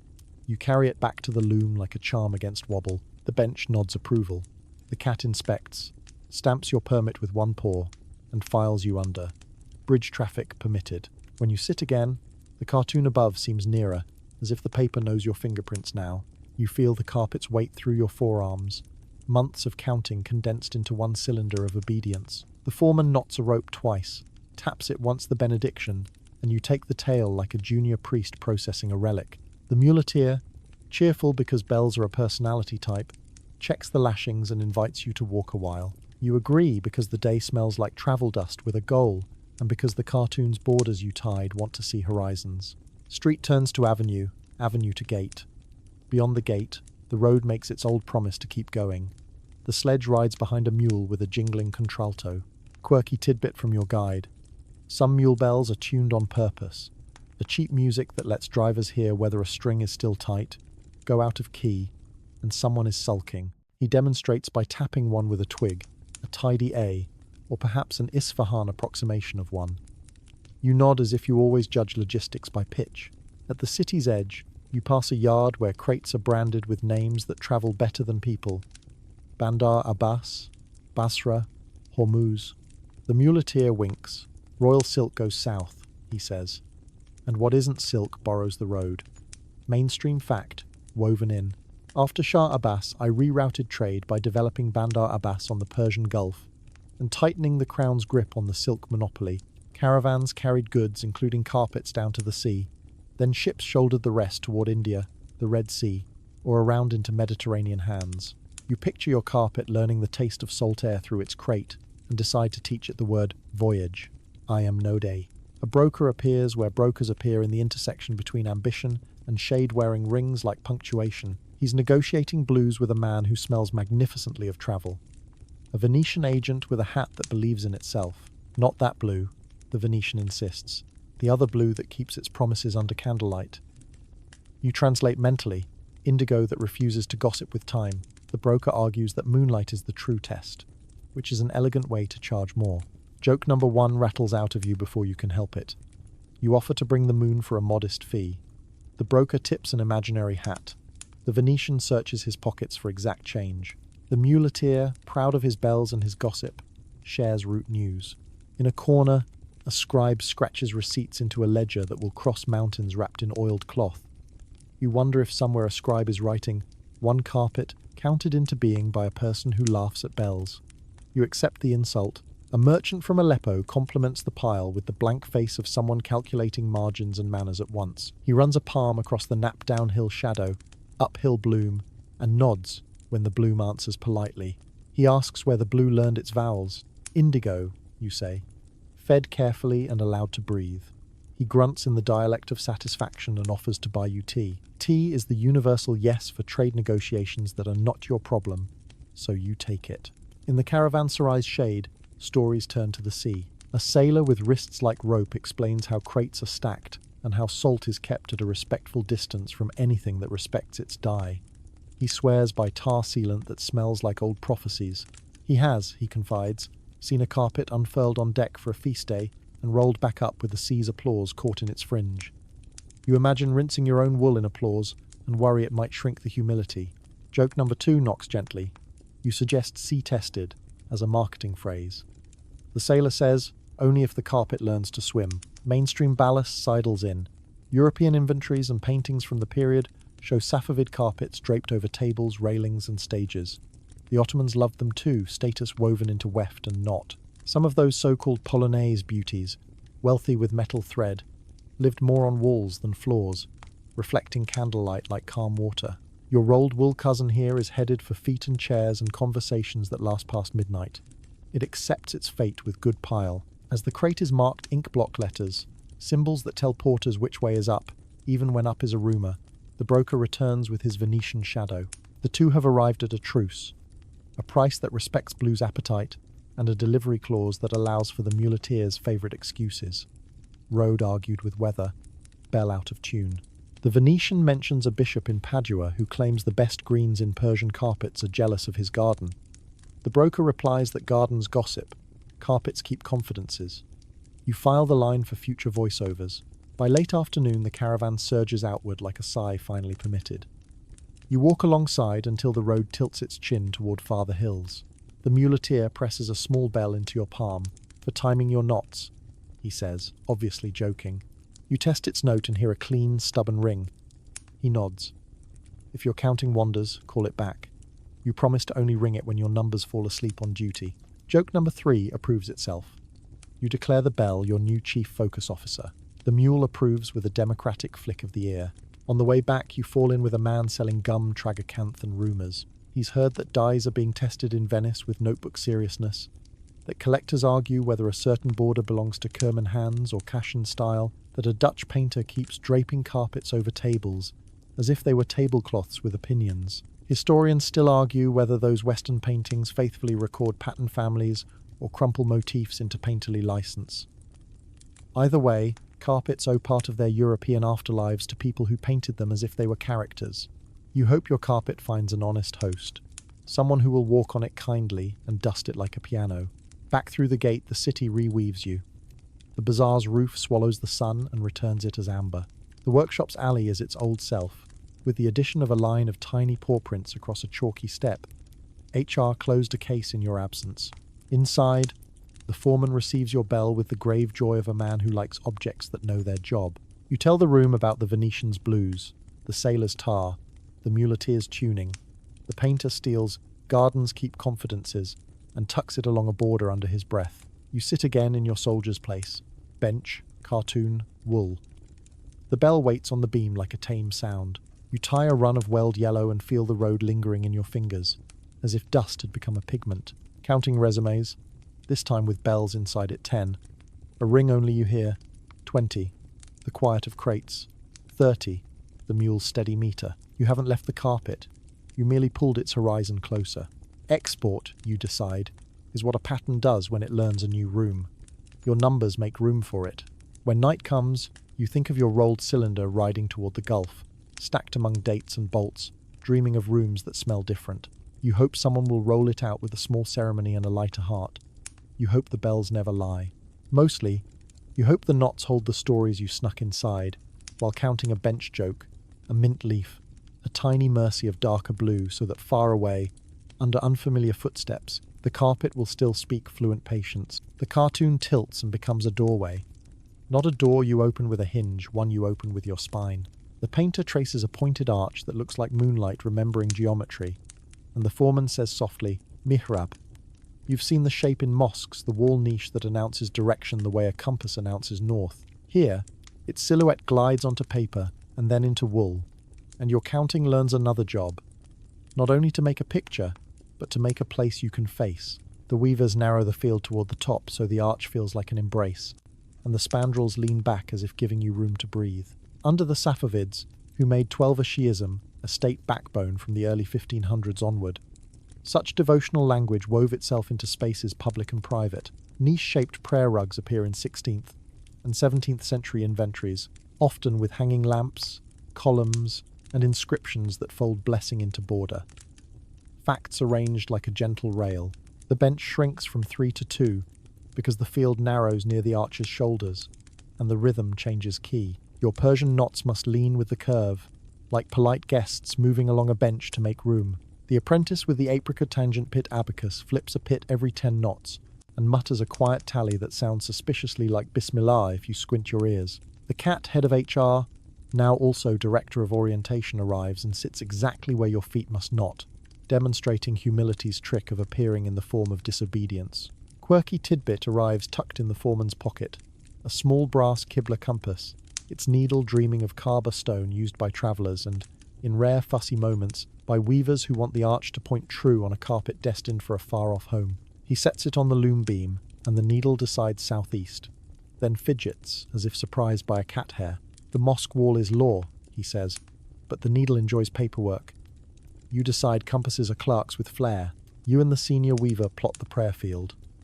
At the base of the niche, he leaves a small plain rectangle, a musala where knees might settle without flower stems arguing with kneecaps. Above it, he stripes a cushion of colour so thin, and even it feels like breath made visible. "Hands land here," he says, tapping a soft, weld yellow stripe. "Forehead there," he adds, touching the calm shadow where indigo greys the green.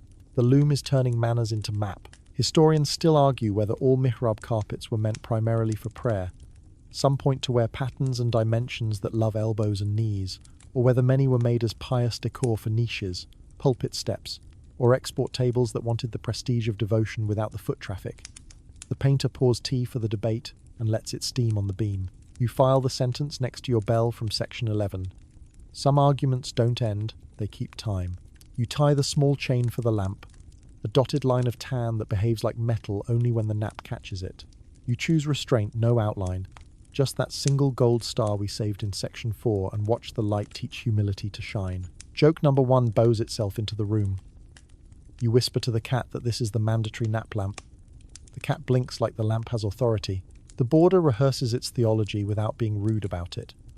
Palmettes kneel into cartouches.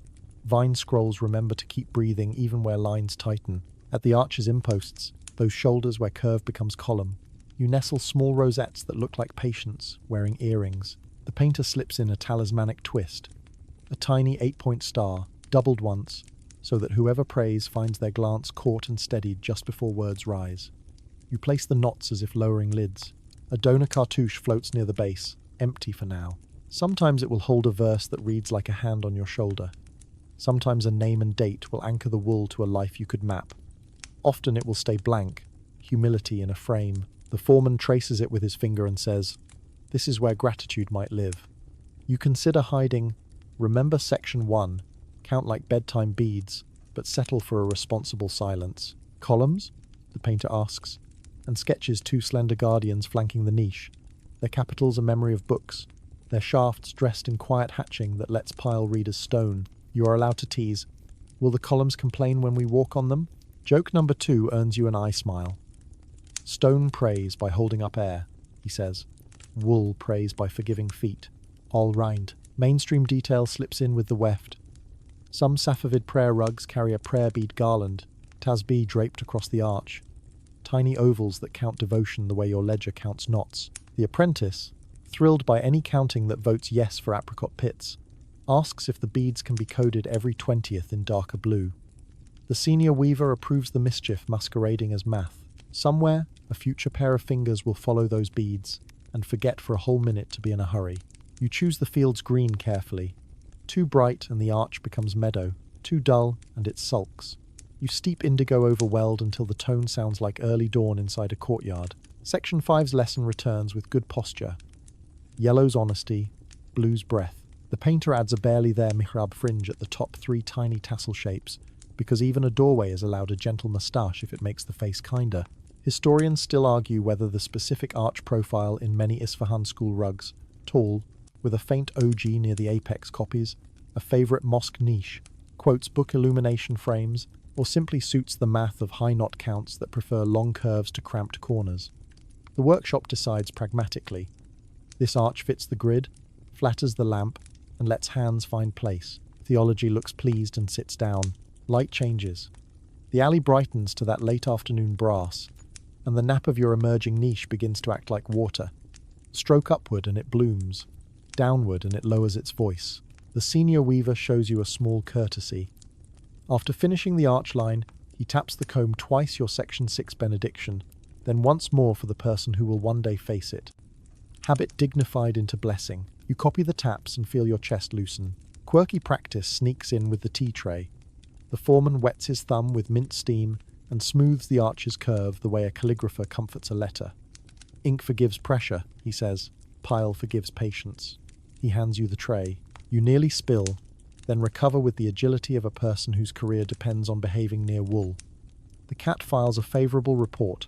Joke number 3 arrives in socks. You wonder aloud whether the workshop should issue directional slippers with small embroidered arrows for the chronically lost. The apprentice volunteers to design them. The foreman says the mutasib would fine you for optimism. The painter suggests sewing tiny bells on the toes so your steps keep time with the lamp's blink. Your bell from section 11 rings once in your pocket without moving. By evening, the niche stands in the field, not loud, not shy, waiting the way a good room waits. The musalla below feels soft by decision, not by accident. The lamp's single gold knot remembers stars without bragging. The border keeps its voice low, like a friend who knows when to whisper. You run a fingertip along the arch's edge and feel how counting has become direction. Numbers that point, digits that behave like compass and prayer beads at once. Someone leans a small wooden Qibla marker against the wall, carved with a tiny hand that gestures gently rightward. The painter jokes that it's the only hand in the room allowed to point at people. The senior weaver answers that it points at skies, not at faces. You sit, let your breath find the long shape of the arch, and discover what the loom has been trying to teach since section 1. That attention, when braided with patience, naturally faces what it loves. When the lamps are lit, you see the arch take on evening. The weld yellow stripe at hand level glows like a road you've walked so often the stones know your name. The indigo shadow above receives your exhale and keeps it safe. The cat settles where knees will not, demonstrating boundaries. The apricot pits tally one last 10 and clatter like kind rain. You count a final line, 1, 2, 3, until the arch feels less like a picture and more like a direction your bones understand. Your counting becomes salat for people who only know how to pray in numbers, and the loom nods, forgiving both languages. You're counting along the arch's shoulder when the senior weaver, whose fingers have memorized more geometry than your school ever assigned, pauses and shows you something so small it needs a whisper. Here, he says, nudging one knot half a hair off the line. You blink, because the cartoon is decisive. The grid is a magistrate, and this knot has just jaywalked. He smiles. Mercy, he calls it.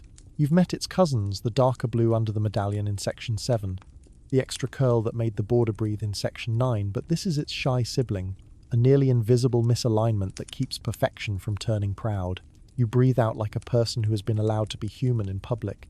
There's an old rumor that in Persian workshops a deliberate flaw is woven to honor the idea that only God is perfect. Mainstream ballast keeps your feet on the beam. Yes, you'll find asymmetries, hiccups, small deviations. Yes, humility is a craft virtue. And yes, some inscriptions even quote pious lines that would make such mercy at home. But historians still argue whether the famous Persian flaw was a consistent, conscious doctrine, or a later romantic gloss painted over ordinary human variants by dealers and admirers who love a neat story. The bench votes for humility regardless practical, not performative. You let the off-kilter knot land, and realize your breath just straightened a little. Next, the weaver shows you his signature, which is the opposite of shouting. He doesn't stitch his name across the border like a banner. Instead, every 20 rows he hides 3 knots along a diagonal under the guard stripe, tiny constellations only his family can find. Proof of presence, he says, not advertisement. Mainstream fact, dozing gently beside your tea. Safavid carpets sometimes carry explicit signatures in cartouches. Designers like Maksud of Kashan on the Ardabil pair. Donors, dates, even verses. But the majority remain unsigned to the eye, their authorship living in regional habits, structure, palette, and, yes, these private breadcrumb codes. You like a world where excellence and anonymity can share a bench without quarrelling. Quirky tidbit strolls in with a grin. The apprentice swears his grandmother used to snip one hair from each child in the household and twist it into the first fringe bundle of a new family kilim. So the floor remembers our feet kindly. This is not guild policy, the foreman says, with theatrical severity, but he doesn't forbid it either. You imagine a carpet politely recognizing a toddler's wobble 30 years later and adjusting its hospitality by a millimeter. The cat sheds a whisker at that precise moment, and the painter pockets it for the Kitab Khane's eyelash brush. You are now convinced craft is an ecosystem of tiny permissions. The foreman lays the rug face down across trestles for a trim. Out come the short, curved scissor knives, sickle-sharp and gossipy, and the surface begins to even into a cloud that knows which way the wind is going. He shows you how to slice proud tips without scalping the nap, how to read the pile with your fingers like braille for patience. A slip knot your shrimp's cousin from section 6 peeks up near the border. He fixes it with a deft tug and a snip so neat you feel reprimanded and forgiven in the same second. Leave no tripwires, he says, and the comb agrees with 2 blessing taps. Then, the fringe. Loom logic leaves warp ends that must be told how to live. The senior weaver demonstrates 2 endings. First, a plain overhand sequence that makes tidy tassels. Second, a row of Persian knots turned into a braided header that anchors the field like a stitched vow. He threads a narrow red weft along the base of those knots, just a vein to keep the fringe from fraying into philosophy. He winks and reveals the talismanic options menu, a single blue bead tied into 1 tassel to stare back at stairs, an odd count of knots per tassel, because even numbers sleep too soundly. 1 tassel trimmed fractionally shorter, to remind the others not to get ideas. Joke number 1 tumbles out of you. So the fringe has a foreman? He nods. Of course, he's very strict, and lives at the corner. You learn the weaver's knot, the filament's handshake, to join 2 butterflies mid-row, without leaving lumps that gossip through the pile. Loop, pass, roll, snug. It's so satisfying your mouth makes a small celebratory noise it tries to pass off as a cough. The apprentice, delighted, declares you eligible for light fringe duty. You help braid 3 tassels and discover your fingers keep wanting to invent macrame from a century you haven't met yet. The foreman taps your wrist. Elegance is simple, he says, and the tassel instantly becomes less eager and more dignified. On the back, the painter sneaks a single ink dot, a punctuation for a sentence no one will read near the selvage, where it will fade into the cotton's private weather. For luck, he says. For alignment, answers the senior weaver. For the inventory, adds the foreman, who loves a dot he can count later. You ask if the mutasib would approve. The room decides the dot exists on a metaphysical plane where inspectors need special spectacles. Joke number 2. You propose issuing metaphysical eyewear to all market officials. The cat immediately claims the pilot pair. Mainstream habits stitched beneath the humour. Talismanic devices in textiles are common tiny knots. coloured threads, even Quranic phrases in cartouches invoked quietly for protection, prosperity, or just a kindly superstition that oils the wheels of daily courage. The weaver ties a minute red thread into the underside near the medallion's north point and calls it the traveller's knot. An old habit in a city of caravans. You, having walked your carpet to the caravanserai in section 11, approve retroactively. A debate opens like a polite fan. Will the deliberate misalignment you placed earlier remain a courtesy or drift, under trimming and wear, into visibility? Historians still argue whether viewers in the period noticed these anomalies as meaning or as mere handprints of the human. The painter shrugs. If it catches the right eye at the right time, it will become a story. If not, it will remain a mercy that only the wool remembers. You realize most of your favorite things are like that. At the corner, the foreman demonstrates the prayer knot bundle, 3 tassels gathered and tied once, then let loose used on mihrab rugs to suggest beads without risking tripping over theology. He shows you how to align the tiniest blue bead so it rests at ankle height, a secret smile for people who notice ankle height secrets. Joke number 3 saunters in. You suggest an audit of ankle height attentiveness. The apprentice volunteers, the foreman denies, the cat approves and extends a paw to ankle height for research. Someone produces the Quiet Rebellion Ledger, Section 9's private book, and adds today's entries. Mercy not placed, justified by air. Travellers not secured, justified by road.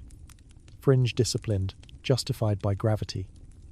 The ledger's pages crackle like a fire that minds its manners. You sign with 3 diagonal dots that no one will ever see because, appropriately, they're made of air. You flip the carpet face up again, and the room tilts towards ceremony. The painter missed the nap with a spritz of rosewater so faint it counts as rumour. The senior weaver combs the fringe once, twice, aligning strands as if combing a child's hair before a festival. The foreman kneels and, with that double tap of the comb, your Section 6 benediction travelling faithfully releases the piece from the bench's custody. You place your palm flat and feel the biography under your hand. A deliberate, almost error. A hidden diagonal signature. A traveller's knot. A bead that can scowl back at misfortune. A fringe that learned manners. If anyone asks you later how to bless a carpet without words, you'll say, by allowing one friendly wobble, by signing quieter than pride, by tying a wish where only motion can hear it, and by letting the fringe hold a secret the floor will keep. You'll say you counted all of that, the way people count rosaries and find their shoulders lower afterward. And you'll mean it. The numbers become beads. The beads become sleep. The sleep becomes, well, you're already halfway there. You learn the floor's handwriting by watching it tarnish your work with love. Where is not an enemy, it's a translator. The first week on a room's back, the pile keeps its salon manners, every knot in place, every nap combed like a child on a festival morning. Then chairs arrive with opinions. Tables practice their choreography, and feet begin their soft negotiations. Your welled yellow brightens where people turn. Indigo cools where the longest conversations stand still. You kneel and stroke the nap downhill and uphill, and realize a carpet's memory is directional, like a biography you read forward but test by reading back. The foreman teaches you the honest way to clean a conscience the size of a room. Carry it to the courtyard, lay it face down over wooden poles, and beat its back with a willow switch that believes in redemption through percussion. Dust exits in astonished clouds. The cat, head of HR and now also air quality officer, supervises from a safe altitude. Mainstream ballast, so future you gets the memo right. In Safavid households and shops, rugs were routinely beaten and washed, often in running water then dried flat under shade. Later, urban workshops specialized in washing and stretching, even trimming, before resale. You do not vacuum. You invite the centuries out with rhythm. The dyer winces at a patch of uneven color in a green field and then shrugs, because he knows the word you're about to learn to love. A brash. The gentle striping that happens when 2 dye lots shake hands mid-motif, or when Sun chooses a favorite angle and courts it for years. What once embarrassed apprentices now seduces collectors. Historians still argue whether a brash was accepted then as texture, or tolerated as economy. Was it planned like shadow, or simply forgiven like weather? You decide it behaves like Section 9's Quiet Rebellion, a rule bent into charisma. In the corner, a moth has signed a tiny parenthesis in the fringe, and the room responds with measures proportional and merciful. The fringe is washed with vinegar's polite scold, dried in honest air, combed with a cedar-scented brush, and patrolled by the cat inspector, who renews her contract with a nap directly on the problem area. A quirky tidbit clinks onto the table like a spoon in tea. In some houses, they press dried rue seeds into cloth sachets and tuck them into the rolled rug, because rue is rumoured to insult moth appetites while flattering human patience. The cat pretends to be unswayed.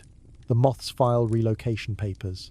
A guest spills pomegranate fate's signature, and you are shown the difference between panic and skill. Blot, never rub. Persuade, never punish. A paste of mild soap, and the tiniest bite of a loom kisses the red out, the way a good conversation lifts a sulk without mentioning it directly. The foreman forbids your first idea, boiling water and several oaths, and approves your second, cold patience. Joke number 1. You announce the spill has converted to historical evidence. The ledger refuses to recognize the category. The room recognizes the laugh. The real test comes when a heel bites through a curve you counted. The wool remembers being a sheep and refuses drama. The foundation shows its cotton ribs and asks for a surgeon. The senior weaver lays the rug face down and lifts the wounded wefts with an awl as tender as tweezers. He unpicks the damaged knots, stabilizes the warps with a silk ligature, the surgeon's thread, and shows you how to wreck not 2 square inches as if time had detoured for tea. You match orientation. Persian, asymmetrical, where Persian lived. Turkish, symmetric, where the border wore its square shoulders, because anatomy matters even to repair. He beats the row soft, trims with the scissor knife, and flips the patient. The scar is now a sentence only fingertips can read. Mainstream anchor, sipped slowly. Traditional reweaving and reknotting, often in city repair shops, kept carpets in circulation for generations. In modern museums, conservators prefer reversible stabilization, couching a net, stitching around wounds, avoiding new knots that disguise history. The room hears both ethics and nods, because rooms have learned to host multiple truths. Keep the dignity, keep the story. A merchant visits with a piece that has learned too much sun.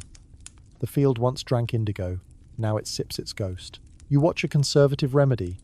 Rotate the carpet in its room so the other half volunteers for the next decade. Gently persuade with a light rinse of walnut husk tea to nudge warmth where winter has moved in. Admit that some blues choose to become evening.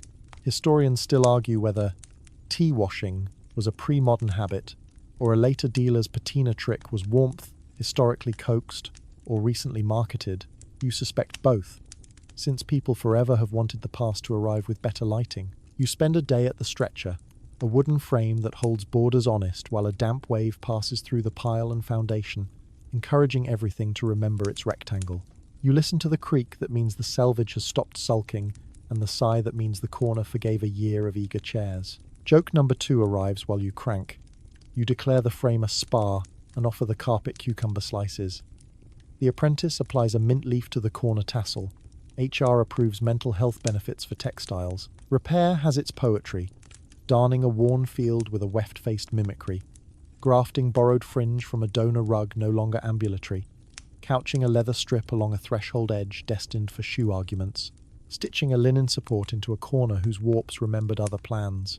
The painter, seeing a cartouche abraded into a vague kindness, draws the missing word onto paper and asks whether to reweave letters or let silence keep the secret. The owner chooses silence. The room, relieved, lowers its voice another notch. The dyer confesses a trick taught by an ancestor, a snow wash. Roll the rug face down onto fresh winter and beat gently.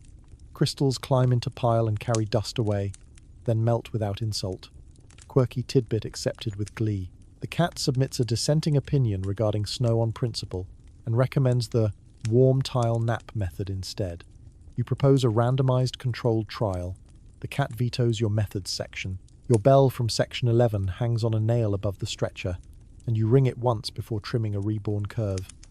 Sound maps patience back into your wrists. The apprentice with the apricot pits counts repair knots into his separate ledger, not production, but redemption. He flips a pit at every 10 and whispers something that might be Alhamdulillah and might be almost lunchtime.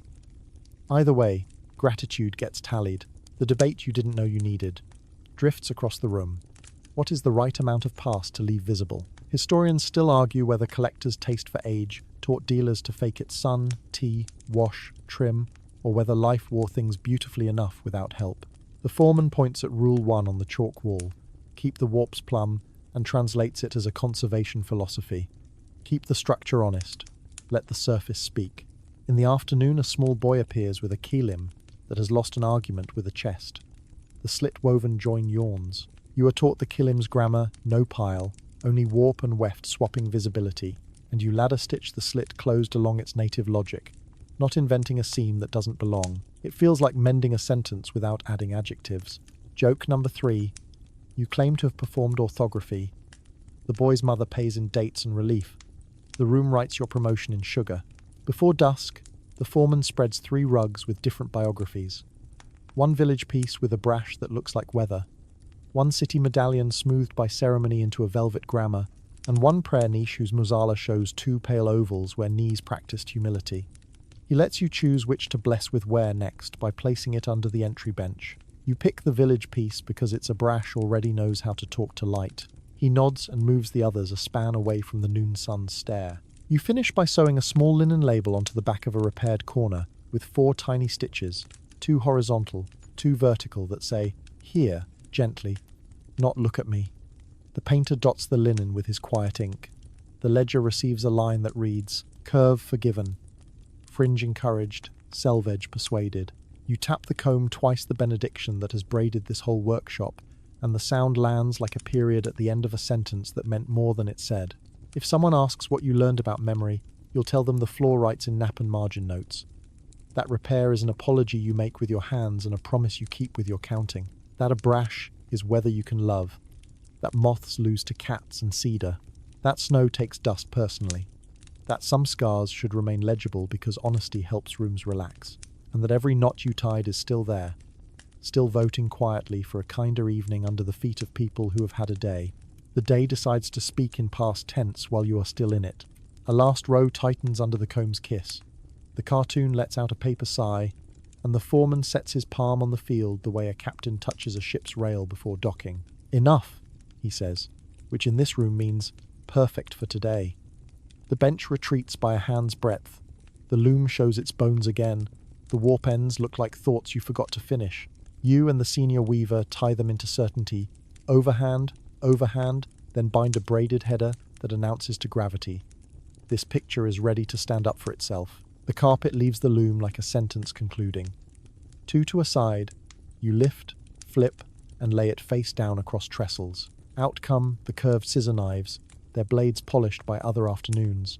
The foreman trims high notes into harmony, reading the pile by fingertip more than eye, slicing proud tips so the surface levels into a low calm weather. The painter leans close, and with a breath still scented from mint, smooths the arch's curve, like soothing a letter that believes it's an exclamation. He jokes. Joke number 1 arrives without effort. You swear you can hear commas forming under the scissors.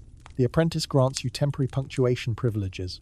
Washing is next, and the courtyard becomes a choreography of bowls and patience. Warm water, a whisper of soapwort, Saponaria's old courtesy, and a brush that knows the difference between encouragement and scolding, move across the back, then the face.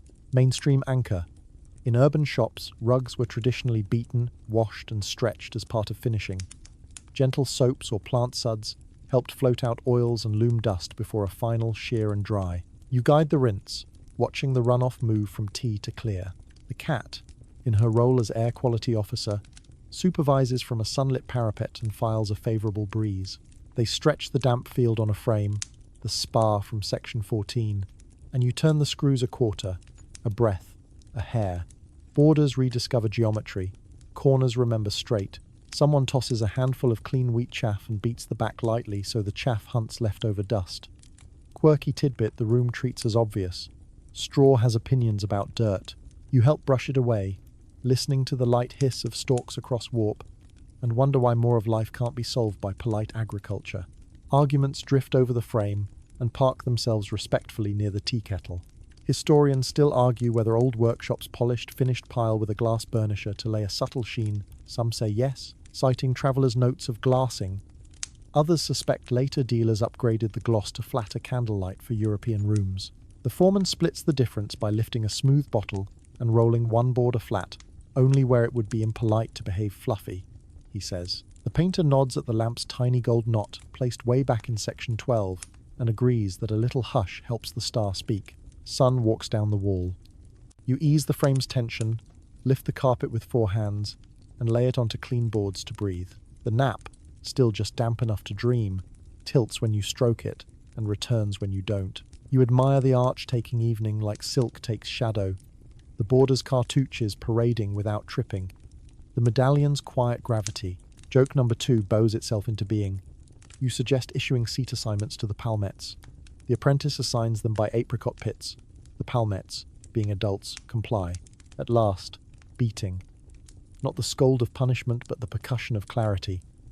You swing the willow, and the dust announces its departure with honest clouds. The rhythm finds a groove that your wrists learn by heart. The carpet lightens an opinion or two, and thanks you by breathing easier. When it is dry enough to roll, the foreman brings the long pole, and the ritual goes quiet. You align the first fold, like you're teaching a child to sleep on a train. The painter watches the border for mischief. The senior weaver guards the fringe, as if it could apply for asylum under the pole. Roll, press, smooth. Roll until a cylinder of pattern sits like a sleeping animal that understands trust. A length of cotton cloth, clean, faintly rose-scented, wraps the roll. Jute twine cinches it with a sailor's certainty. A label in the foreman's neat hand ties picture to page. He adds 1 small ink dot in the ledger line, the same soft punctuation he tucked near the selvage in section 13. To find you later, he says, meaning the carpet, meaning the feeling. Joke number 3 takes a last lap. You ask if he ever loses a rug. Never, he says, but I misplace time. There's a ceremony the workshop keeps for itself. They unroll the carpet one last time before the night and lie down beside it. Not on it, respect is a habit, and go quiet. You follow suit, spine eased on boards, cheek close to the edge where the fringe thinks out loud. The arch faces a wall that often becomes east in this room. Mint and wool and a ghost of dye make a smell that knows exactly how to tell your muscles. Release. You begin to count, because that's your devotion. Not to reach a number, but to give numbers room to lean against each other until they build a soft wall you can sleep behind. 1, 2, 3. Your beads from section 1, your ledger from section 2, your grid from section 3, until the workshop's hum slides under you like a low river and carries you into the country where looms breathe and cats file only dream reports. Mainstream ballast, tucked in like a spare blanket. Finished carpets were stored rolled, not folded, to spare the warps. Their labels noting size, field, origin, and buyer. The best were unrolled for inspection with a kind of liturgy, downhill, uphill, corner, border, field, before the final knot of agreement tied money to wool. You will perform that liturgy tomorrow for a patron who thinks he is buying a picture, and will discover, briefly, that he is buying a room for his breathing. For now, the bell from section 11 waits on its nail and declines to ring. Someone taps the comb twice, once for the day's labour, once for the night's mercy, and the room places a hand over its own heartbeat. You count a last slow 10, 9, 10, and the numbers put themselves away neatly, like tools whose work is done. The rolled hush keeps watch. The room goes cotton soft. Lantern light sighs and folds itself into corners, and the boards under your shoulder remember to be kind. You let the edges of things loosen the beam's straight line, the border's tidy gait, until the whole workshop melts into a single warm presence that rises and falls with your breath. The rolled carpet rests like a sleeping animal at your side. Every knot inside it has already taken a small step towards silence, and now your thoughts follow the same path. 1 foot, then the other. No hurry. There is nothing left to fix. The comb hangs up, the reed rests, the ledger closes its eyes without losing its place. Even the cat decides paperwork can wait until morning. You feel how numbers can unspool into gentle string and then curl into a nest. You feel how colours dim into memory without disappearing. Indigo keeping a watch at the door, Weld smiling faintly from the far shelf, Madder humming under the floor like slow coals after the fire. Your breath grows longer on its own. Inhalations widen the room. Exhalations lay it back down like a blanket being smoothed. The arch you wove holds steady somewhere behind your closed eyes, not to instruct, only to calm its single gold star dim enough to be kind, bright enough to be company. The caravan bells you heard earlier are very far away now, so far that they become part of the night's friendly grammar, punctuation marks fading between sentences you no longer need to read. Let the last images drift. A fringe learning to behave, a border deciding to be generous, a tiny mercy knot standing at an invisible doorway with a lantern. Let them drift, and let them keep watch while you do the simplest and oldest work any room ever asks a guest to do. Sleep. The loom will breathe without you. The carpet will keep its quiet promises. Your counting can set itself down, and like a tool cleaned and put away, shine a little even in the dark.